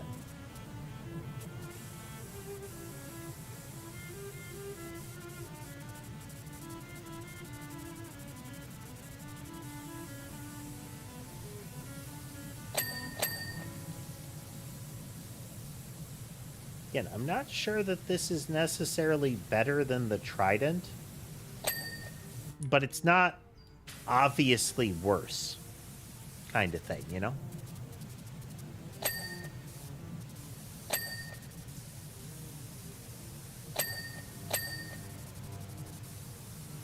In any event, how are you doing today, Taz?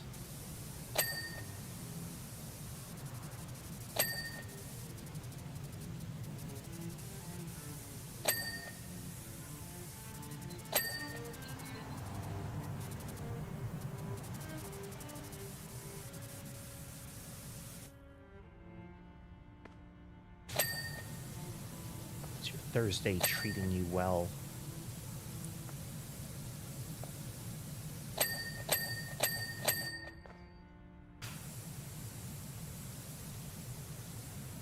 I mean, given the nature of the anecdotes about the field of work you're in, Tess, I feel like you saying you had to deal with some really dumb stuff at work today is the equivalent of saying, yeah, it's another day at the office.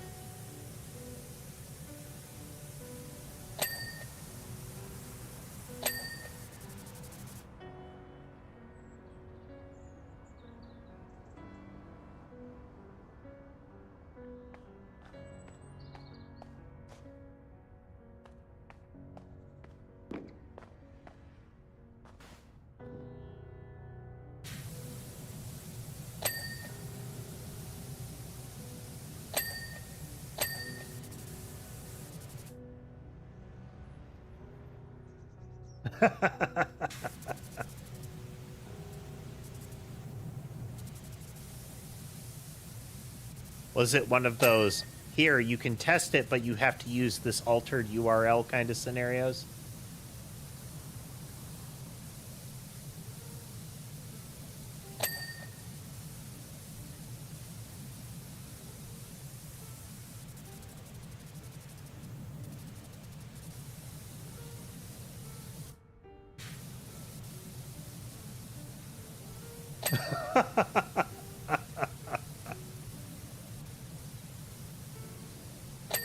Oh, that's even worse.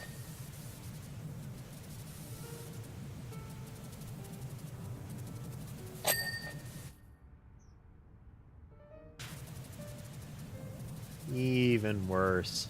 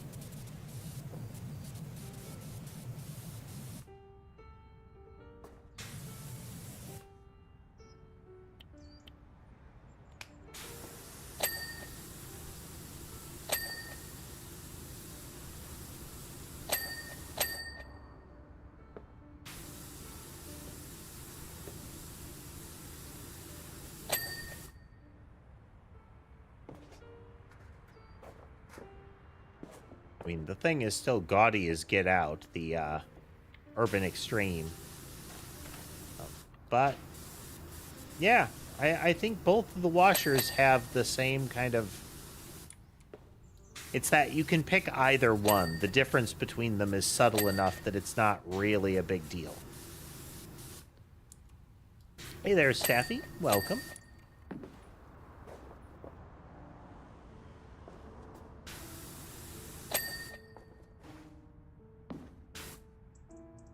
Welcome, welcome. I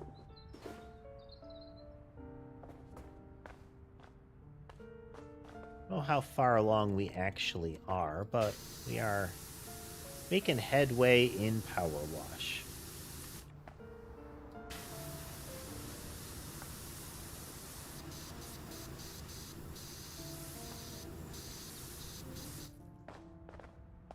As usual, our general thing here. As usual with the PowerWash stream, it's a, we're taking it easy and we'll see how far we get, you know?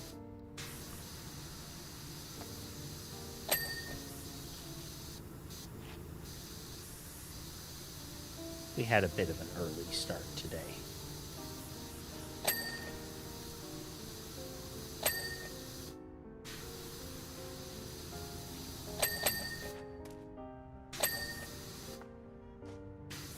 Very tired, but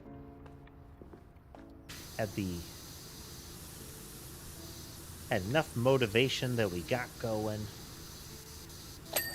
And here we are.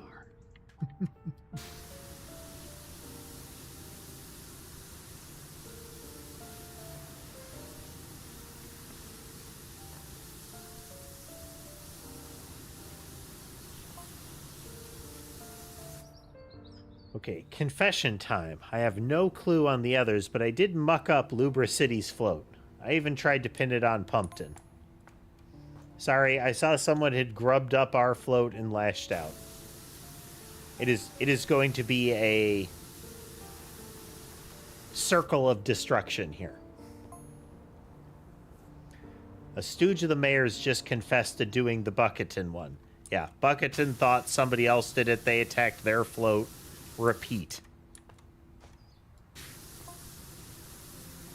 To give it to you though, Thor, that peacock looks finessed.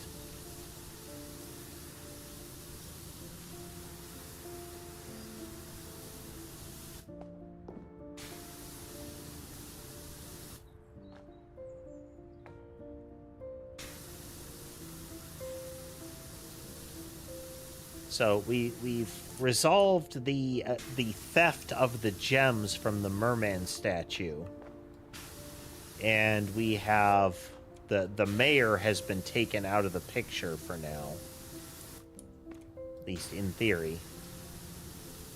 But we have not resolved Blake, who seems to be the driving force behind this and the previous game's narrative.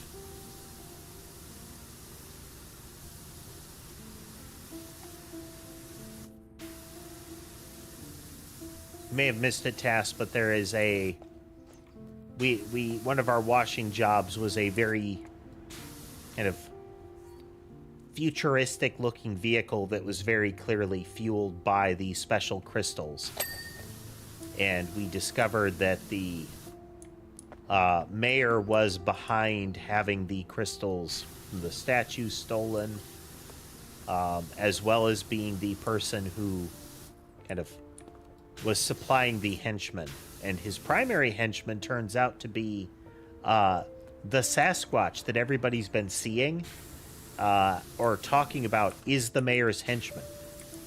His appearance at the kind of stress relief retreat was because he was getting fed up with the mayor.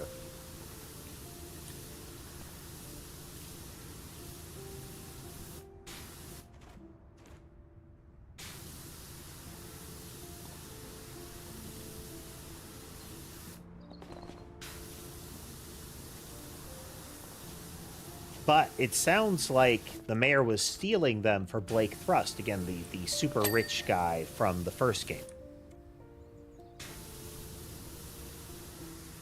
It sounds like he's just a big guy, like a really big, hairy guy.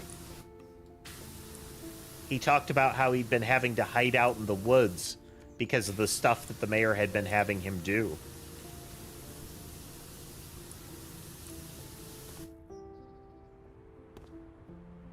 So it sounds like he's been working for the mayor for a while and is sort of like his, not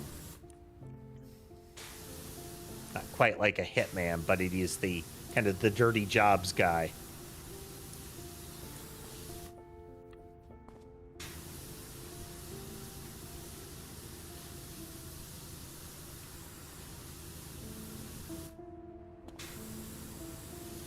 We still have received no information on, you know, how the very clearly evil mayor managed to become mayor of a county, let alone how they have mayors of counties around here. But it seems like, you know, between the lawyer that we worked with earlier in the story and the fact that, you know, we have a recording, like an answering machine or a voicemail that he left his minion that is essentially, okay, remember, we just did a crime, so you guys make sure you don't reveal that we did crimes to other people. You know, don't make sure nobody looks in the crime truck or knows that the password to the crime truck is 1234.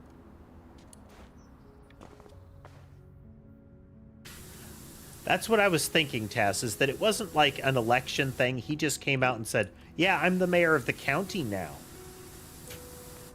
And everybody was like, huh, I don't remember voting in that, but, you know, it must be true. Because they wouldn't let him say it if it wasn't true.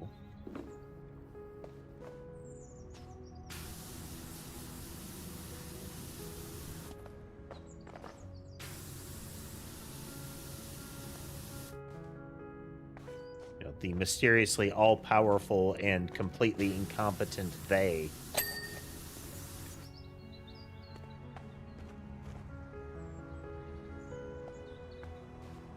You get really, like, it's a very practical... All the people in this game series give a very strong, down-to-earth small-town vibe as far as how they react to individuals.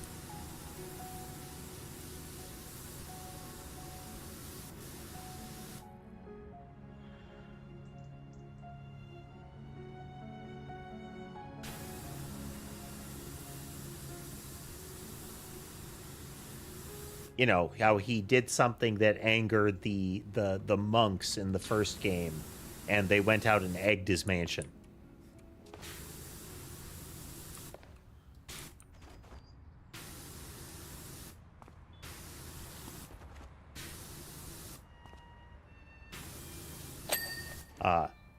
The job does not convey respect. It conveys power and responsibilities. You know, it's he's allowed to do this, but that doesn't mean we have to like him.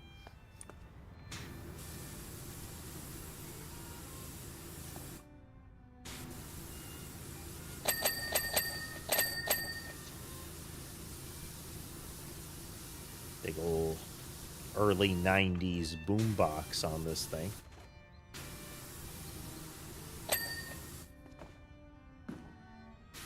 Actually, it's got more of a look of like a alarm clock.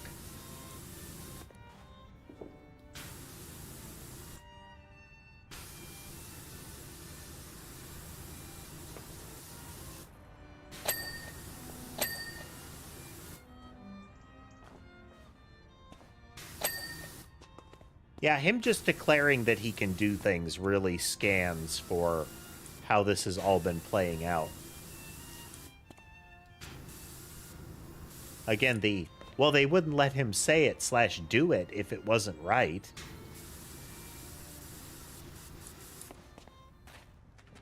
They just sort of shrug and go along with it, you know?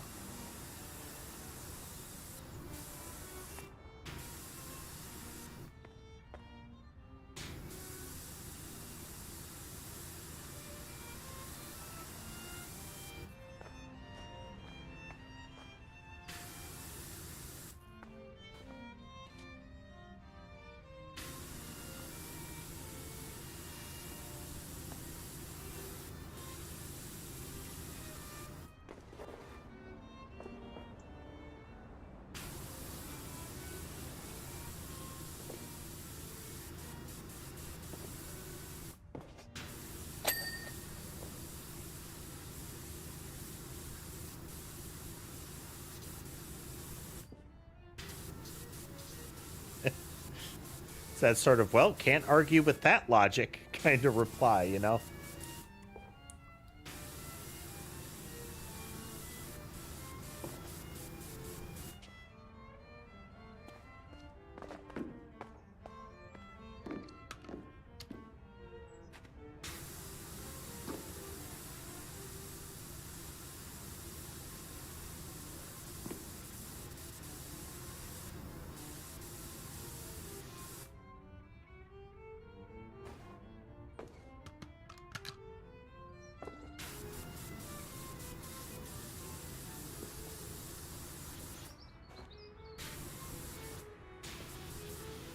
It's like a raccoon in a pink paint bucket.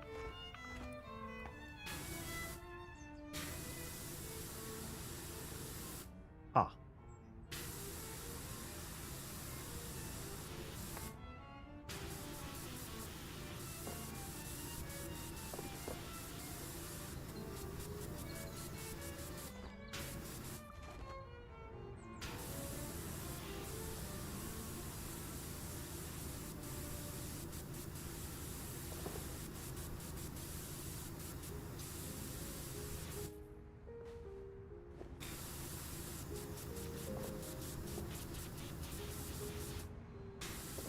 But there's stuff like, it doesn't seem like there's a city council in this setting or anything like that. It's just the mayor does stuff.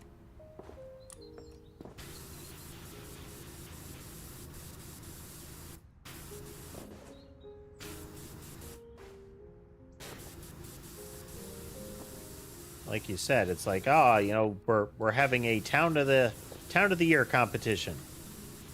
That's a thing? Yeah? Do we have to participate? Yes. Okay.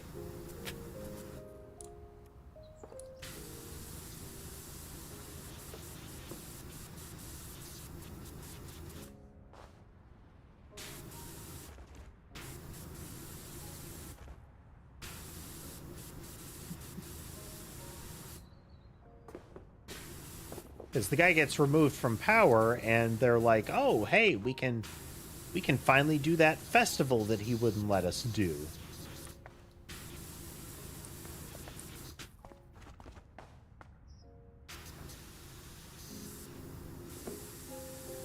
Some strange degree of supreme power.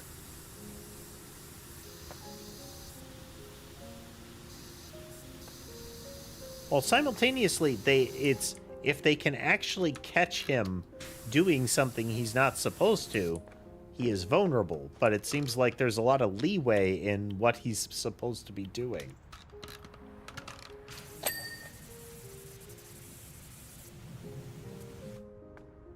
A cute little raccoon thing.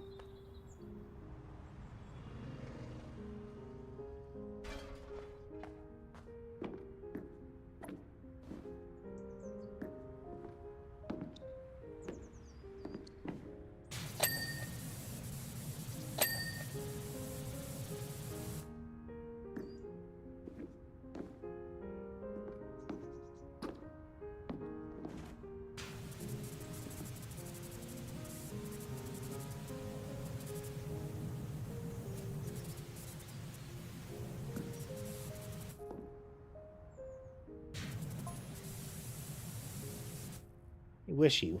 We're finally at the site of the merman now, preparing to put his gems back in position.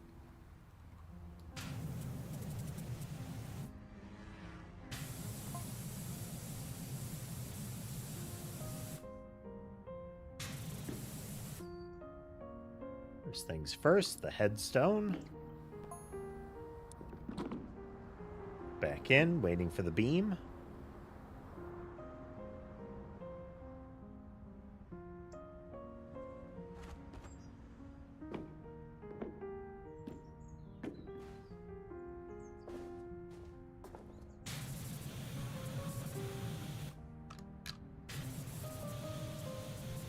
Upward and downward angle out of the way, be able to hit some of the other surfaces. Jump back down.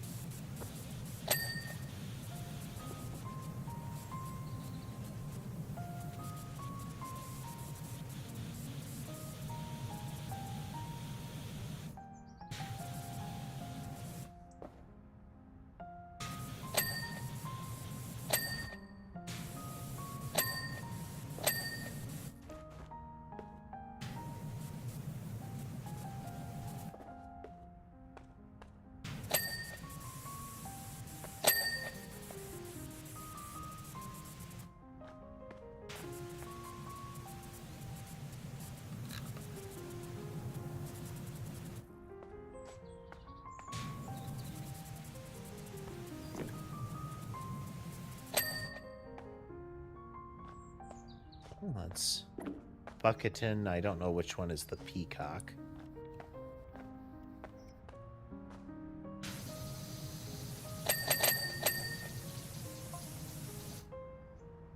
There it is. Can we see the beam from here?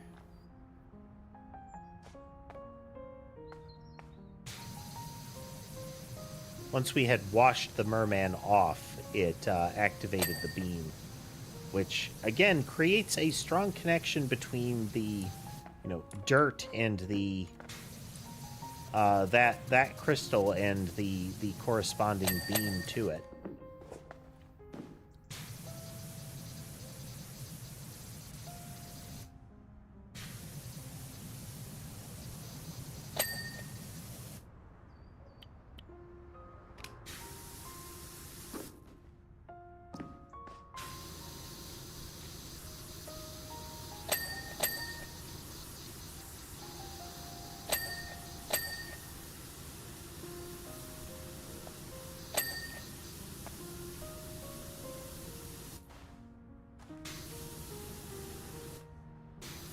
You have to appreciate how they have a noticeably individual theme with the floats. They're not all just it's just an animal kind of thing. Like the Bucketon one has their mascot animal, but also the bucket of paint, which has an implication of a a particular craftsmanship, if not a a strong artistic community angle. Or just that they make a lot of paint there. Any of those work.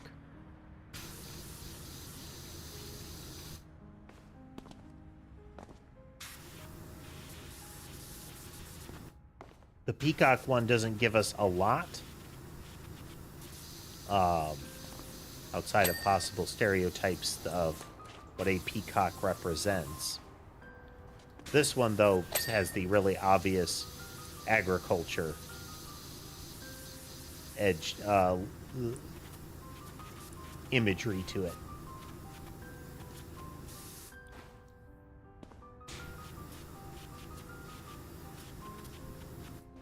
The Town of the Year competition also had real strong Dance for Me Peasants vibe to it. because the way he talked about the towns in the festival, in the competition, really had a, I've already made up my choice based on how you people act, you know? You know, I didn't get a nearly a good enough reception from these yokels. They're not going to win.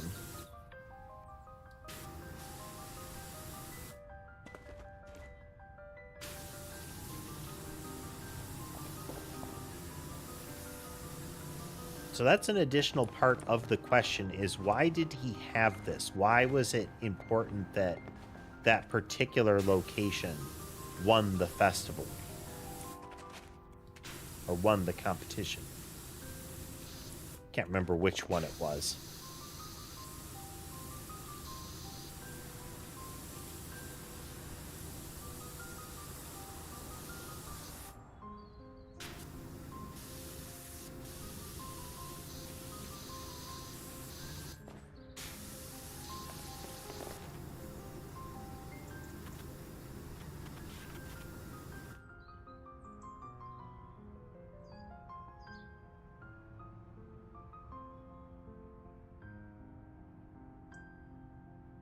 Orvin's future escape.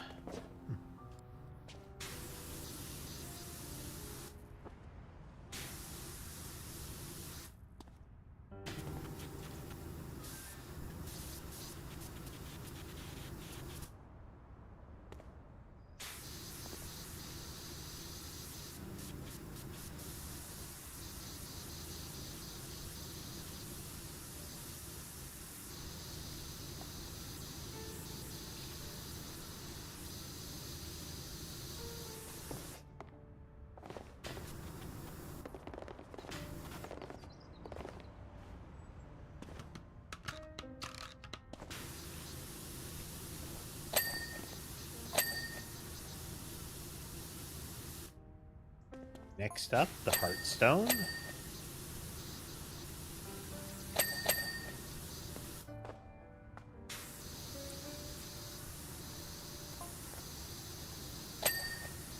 Back in, but nothing.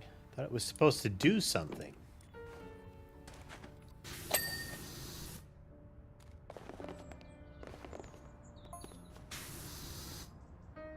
Wait, didn't Cerulean say to give it a flip? Try that. Do you have it in the right way?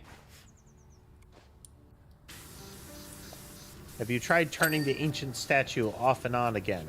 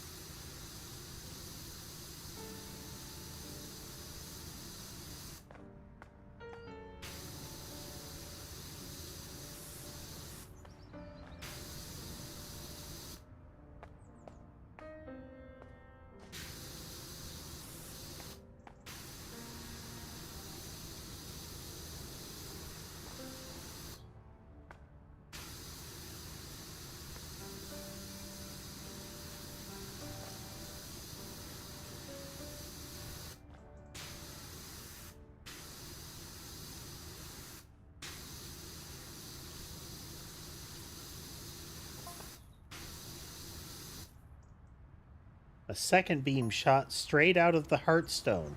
The merman's vibrating like a bee in the florist.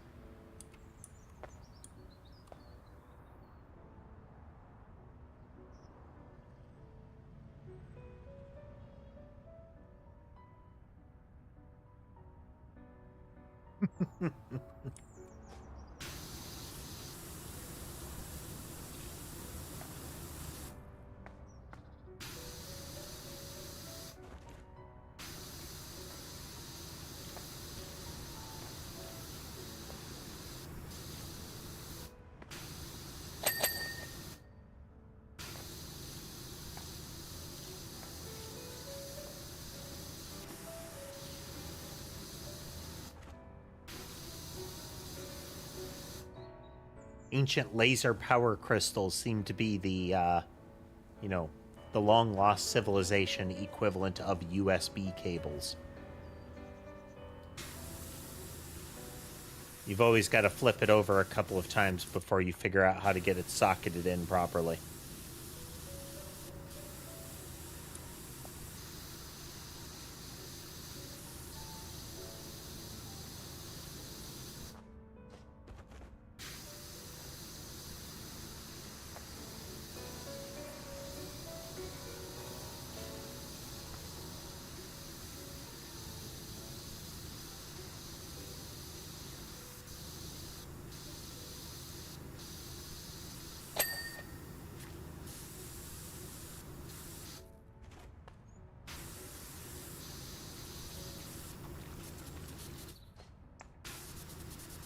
There.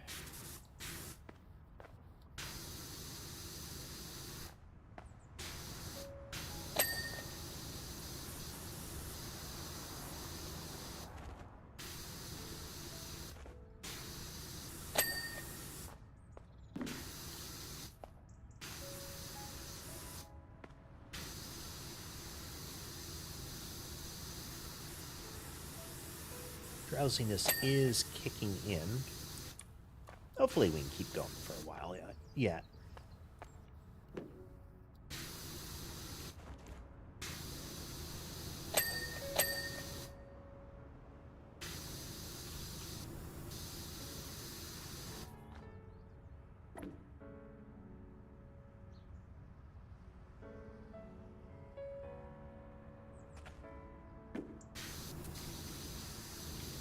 We're going to have to buy a whole new set of ancient crystal charging cables for that. The old ones don't work anymore.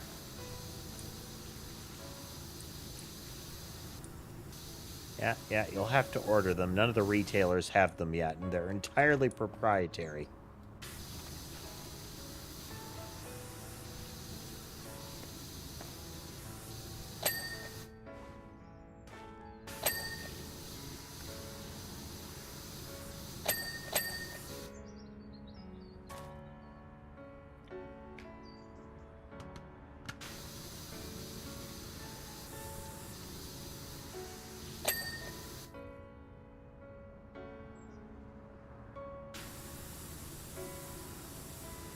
We know. We're very sorry for the inconvenience that this may have caused. Will that be debit or credit?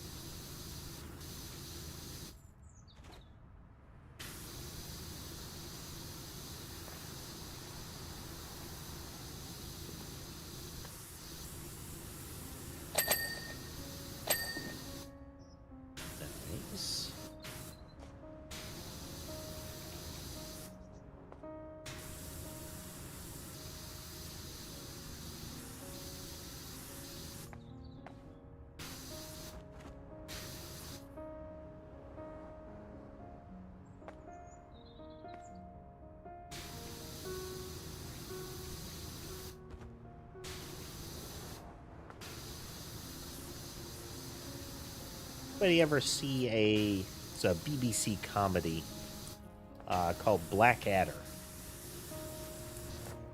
Blackadder, like the snake, you know?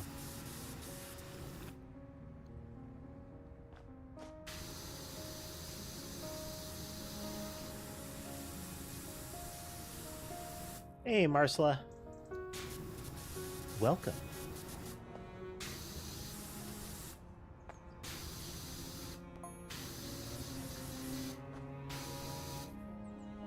Wishy, what's going on? Wasn't that second beam supposed to do something? There's still no change with the volcano, or the moon for that matter. I think something's wrong with Cerulean's plan.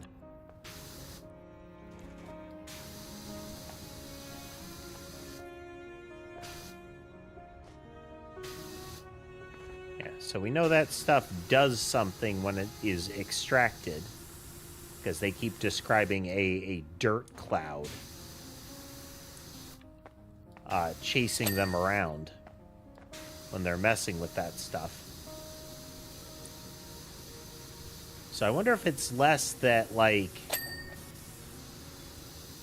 I wonder if the beam suppresses the crystals, you know?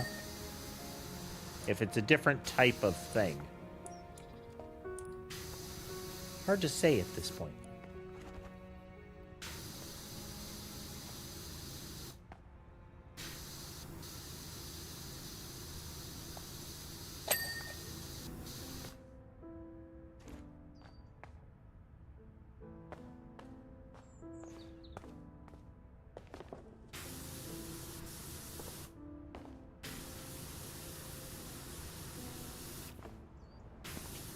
Definitely getting a bit drowsy, so we'll see. But Blackadder is a comedy series, and it kind of goes through history following a particular family line. The main character always being kind of a lazy, conniving individual.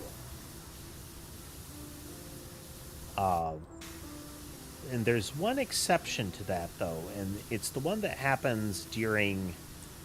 at the very least, an approximation of World War II. And he is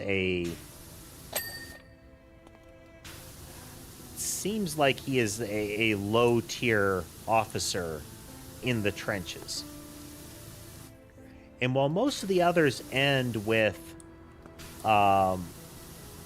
usually things going badly in a comedic way for the main character, that one instance is where it gets absurdly serious at that moment. It's not funny. They go up and over the trenches with the presumption that everybody that you've been watching dies in that one.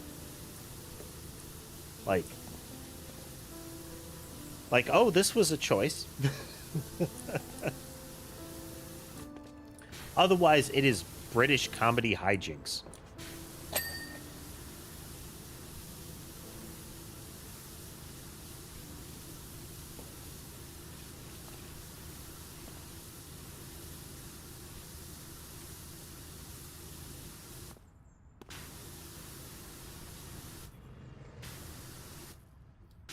Oh, absolutely.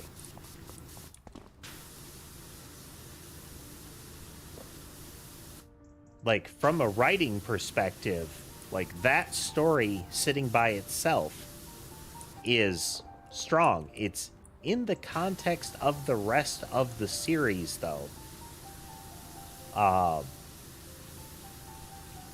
It is a odd departure.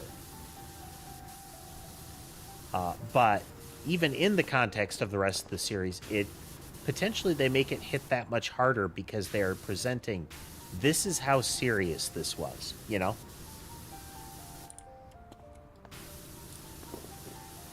Like, so serious that even in this comedy production, it has to be, eventually, it has to be serious.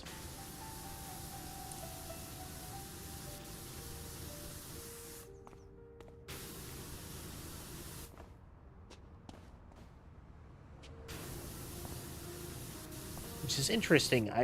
You generally don't get that sort of... We don't get a lot of that sort of writing, you know?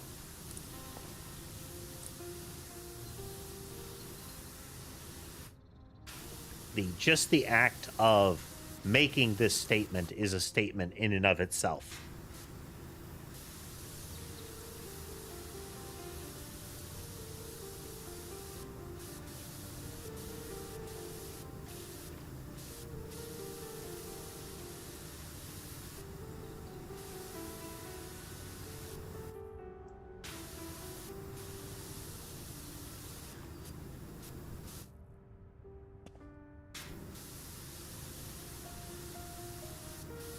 Yeah, MASH is another, I think, marker of that kind of writing where it's silly hijinks for a lot of it, but with that one, it was throughout, that it was a pervasive element constantly that would occasionally show up, like, very explicitly.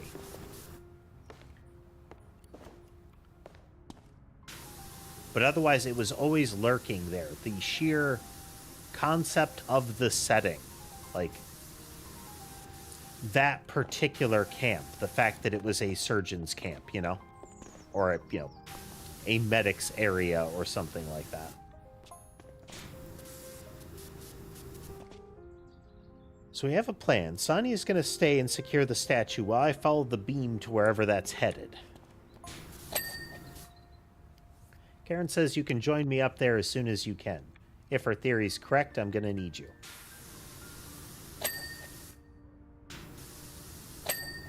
There wasn't a Heartstone beam before. So it's probable I'm going to have to clean whatever that is, the second beam is aiming at.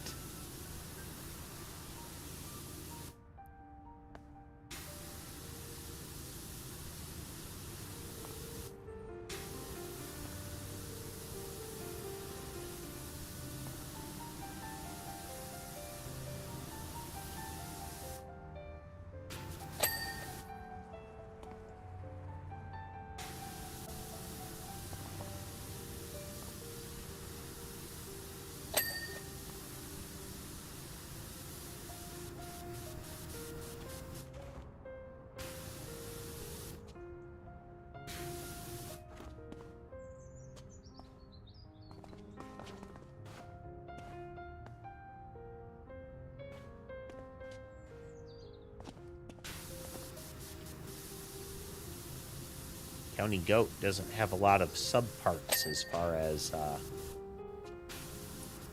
that went. Its body was a region,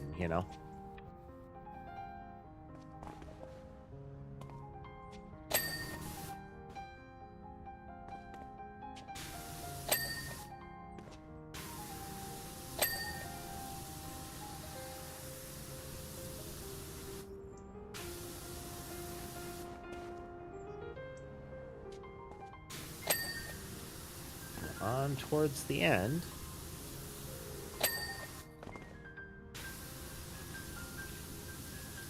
Of this particular level.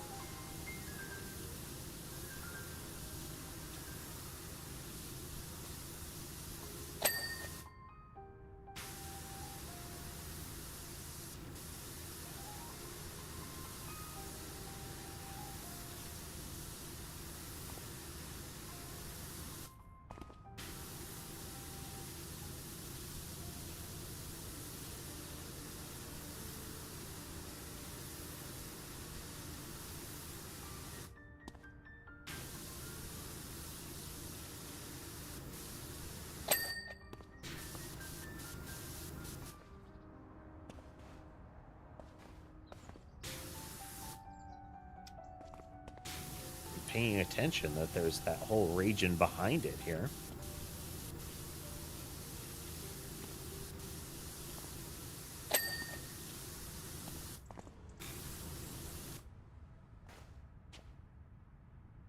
Want to get the top of the ring there, as well as the top of these plant frond things.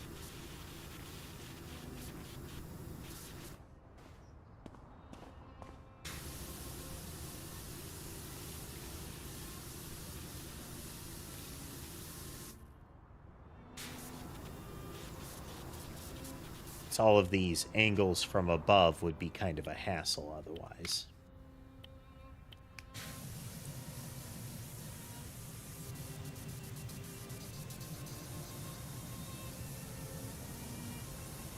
That are legally distinct from Pikachu. Mouse-looking thing.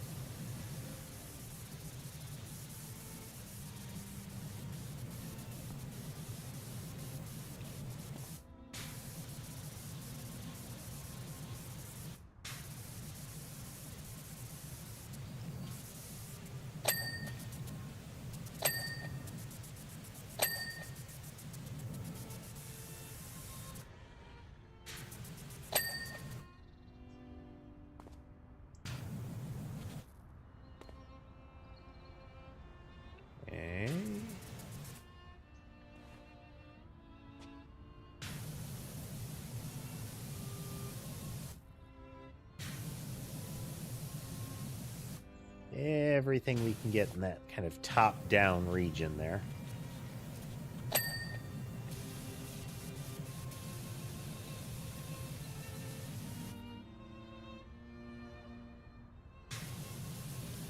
Saw a little clip recently. It was something like people the person sitting in the car saying, "People have asked me why I drink so much Diet Coke. And that's because I have this condition where my body doesn't produce its own Diet Coke naturally. So I have to I have to get it artificially."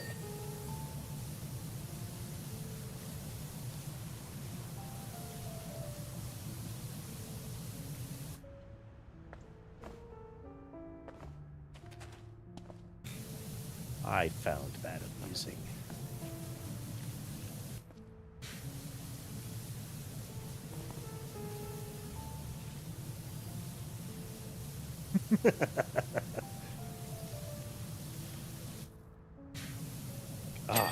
It's made with a process.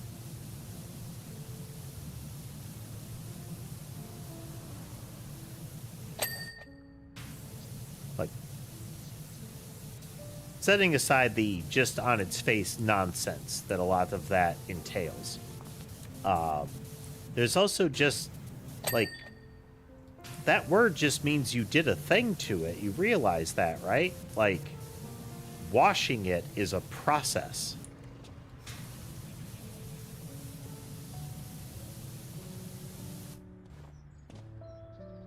You know, we grow it 100% without any added, like, fertilizers or pesticides, and we harvest it using this machine, this kind of stuff, by hand, you know.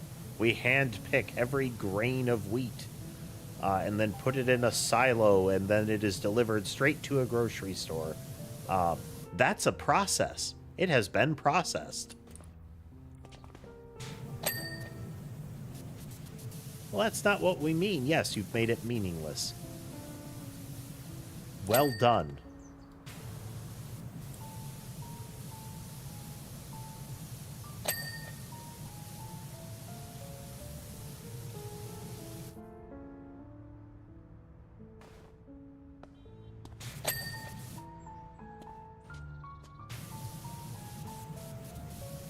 And, you know, that tends to be on top of all of the actual nonsense things that they're pointing to being good.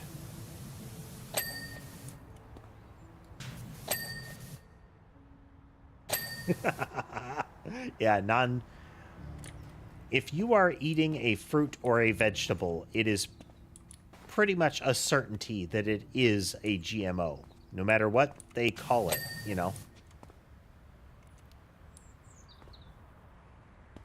Like, oh, but ours are super special ones that didn't have this done to it. Yeah, but that's not what you are saying. You're saying that it is not a genetically modified organism, and sorry to tell you, pretty much all of them are at this point.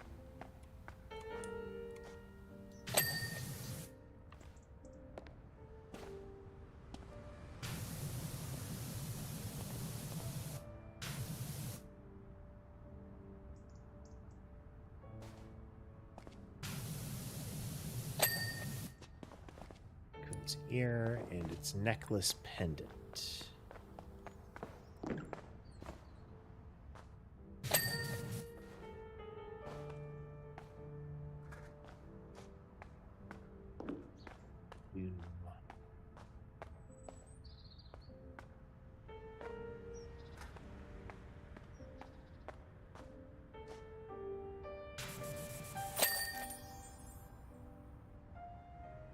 I think cork is another one. You know, like cork board kind of cork.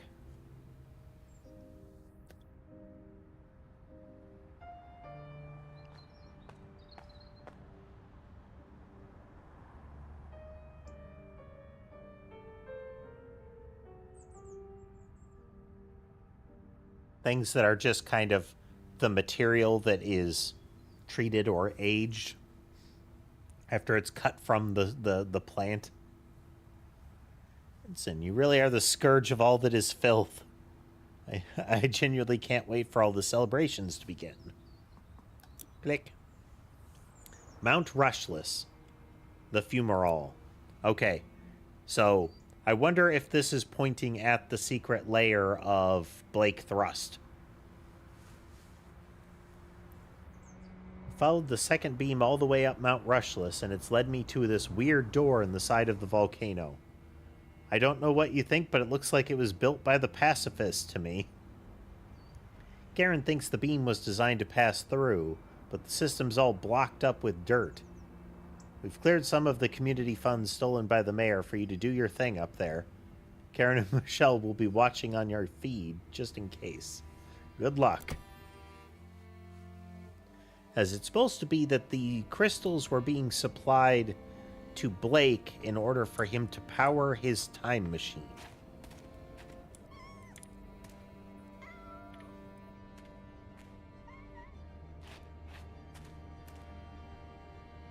Oh, yeah, just this whole thing. Okay. Oh, yeah, definitely. That's a different color.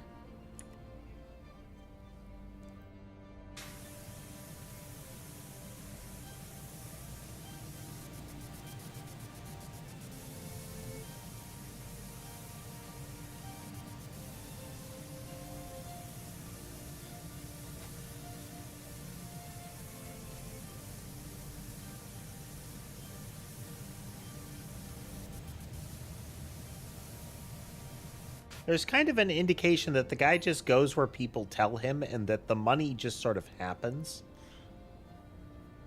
What's that scooter doing up here? I'm gonna have a look and find out if I can find the owner.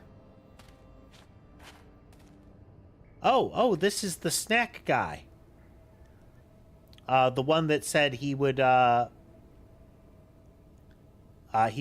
through the woods or something like that to get the snacks at a store nearby, like down the road, in order to get them when they're on like super clearance, like just before they're thrown out kind of thing.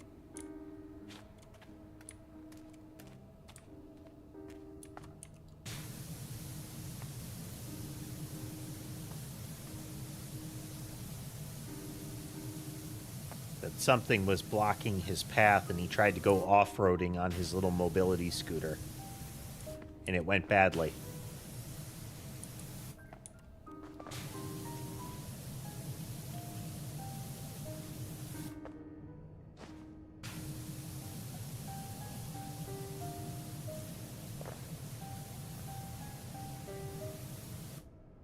Ultimately, really think the Prima Vista is the way to go. For me. For me. Again, they're very similar. Just the Trident head, while it doesn't have the power at a point, is just so much more versatile, given that you generally don't need the power at a point that the Urban X gives you. Like, whatever spot the Urban X special nozzle is pointed at, that spot is clean now.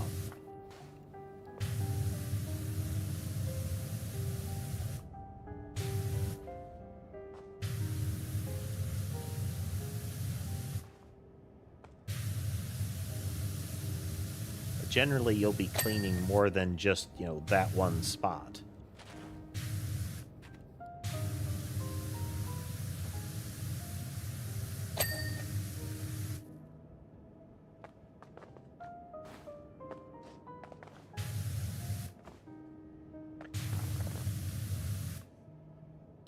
But you think about it, this guy has been in business in the area for several years now, it would seem, at least a couple. And there is still the ongoing thing of his company name is either still changing because of the person promoting it, or just people have the old flyers and whatnot that have the changed company name, and he responds to the calls no matter what they're calling him or anything like that. Like, he doesn't care. Just somebody tells him to go clean stuff, and he does. And then while he's doing it, the people are just throwing money at him, and it's like, oh, that's nice. I can buy a new washer with this.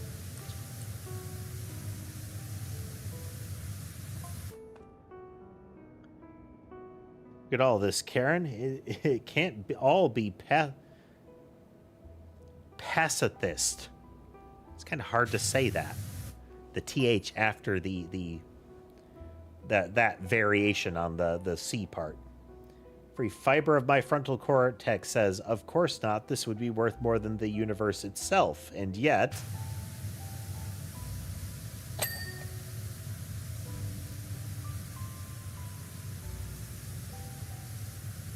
yeah, this is going to be the guy's secret lair at this point.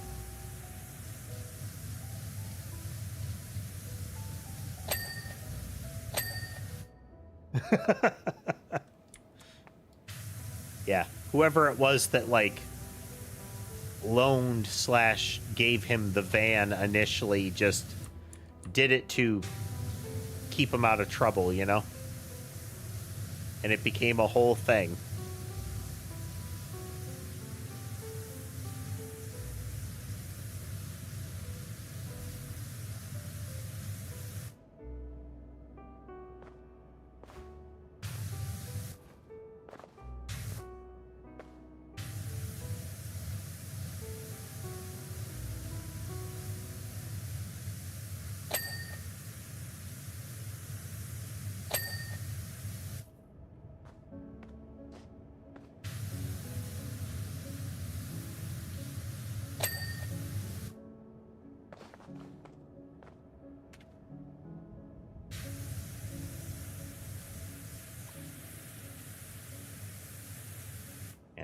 The whole thing is almost like embedded in a wall of the super rare crystal.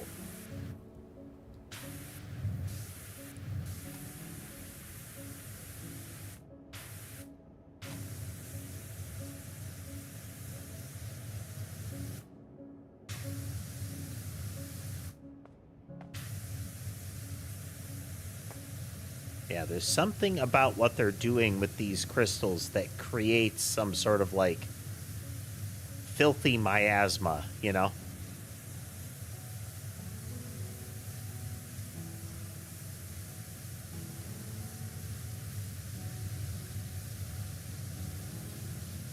And a non-trivial number of our missions have been working with people that have encountered that. Like the big mining dump truck rolled through a cloud of it when it went into the mine.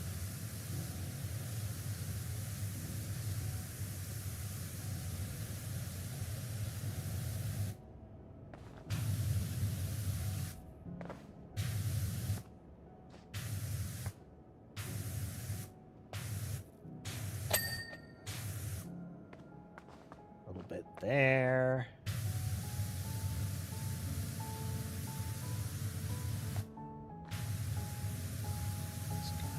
Identify where the subcomponents are.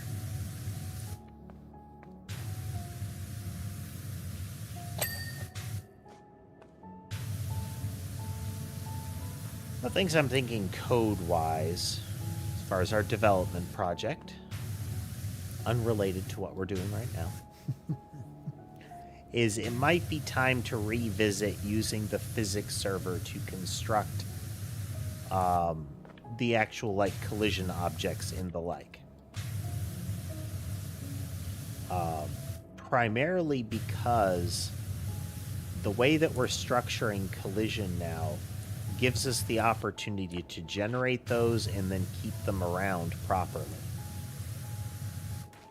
So we add them to an area. When we're done with them, we remove them from the area, that kind of stuff. And since we're not trying to put them all in one shape at this point. We're not running the risk of trying to juggle the internal shapes of an area. Which, if you are around for the initial implementation of that, is a great big fragile hassle. I found the owner of the scooter. Lovely old boy called Rusty seemed a bit confused and asked if I knew where the Bullseye grocery store was. It's where he gets his super discounted clearance snacks. Gonna help him down the volcano and take him to the celebrations. There's nothing I can do up here anyway. Meet us there when you're done, yeah?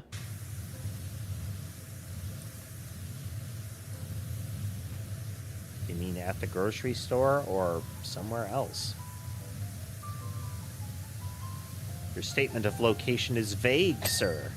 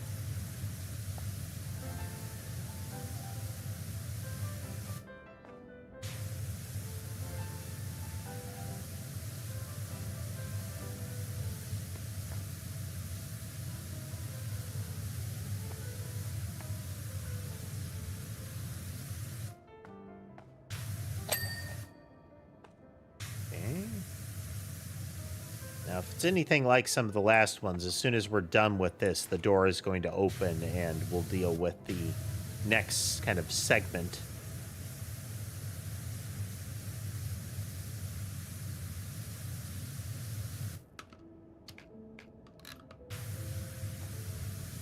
Otherwise, the map is just way too small and simple to be as it is.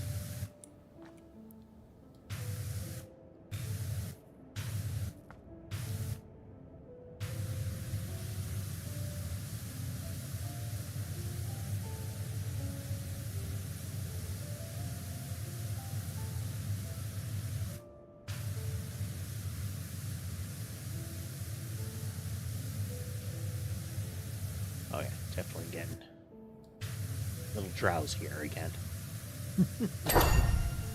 Oh, there we go.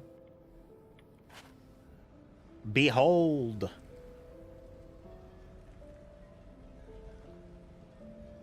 More dirt.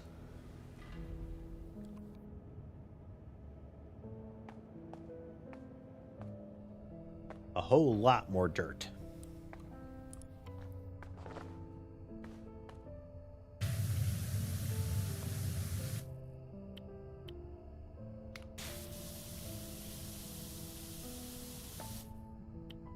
Soap.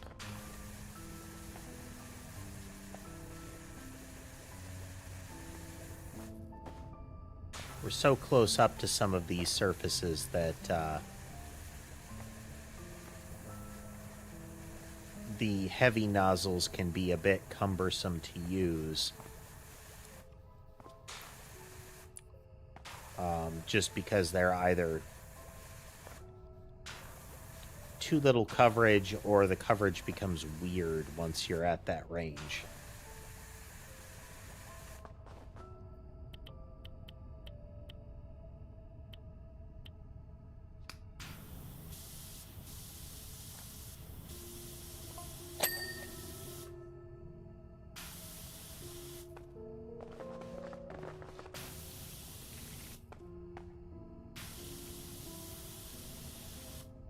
You're in. It's all on you now, Sprucey. You know what to do.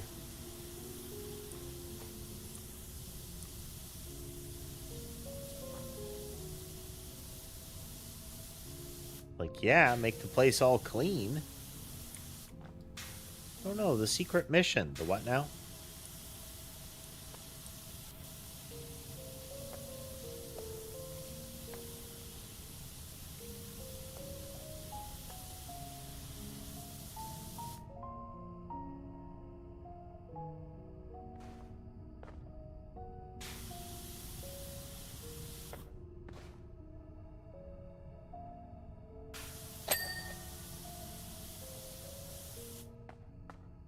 Yay.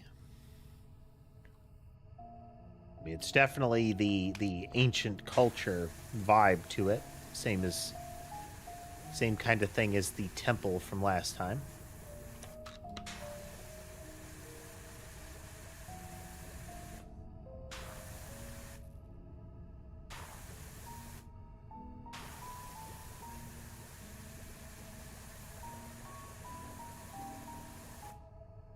Okay.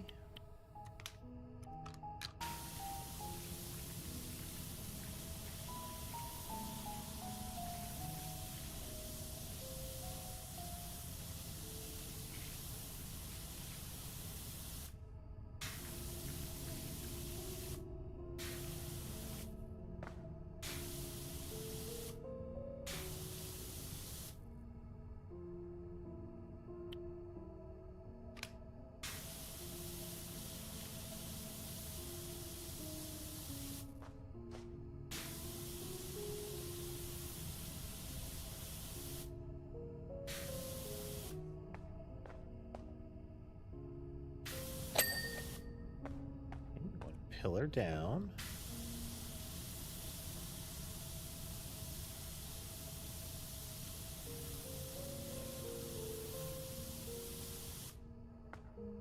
But with that said, we're going to call it here for the day, folks. Getting drowsy enough that I'm losing a couple of seconds here and there, which is for the most part why we went with this, so that it's already a chill game. So if we lose a couple of seconds, it's just that the power washer stopped for a moment. Oh, but anyway, I hope you had a good time watching with us tonight. If you like what you saw and would like to see more, remember to like, follow, subscribe, comment, that kind of thing. It helps the channels grow. If you'd like to consider financially supporting the channel, you can do so through platform-specific means like memberships and subscriptions, as well as through other options that are in the link tree that is in my bio and video descriptions. But with that said, I hope you have a good rest of your day, folks, and I'll see you next time.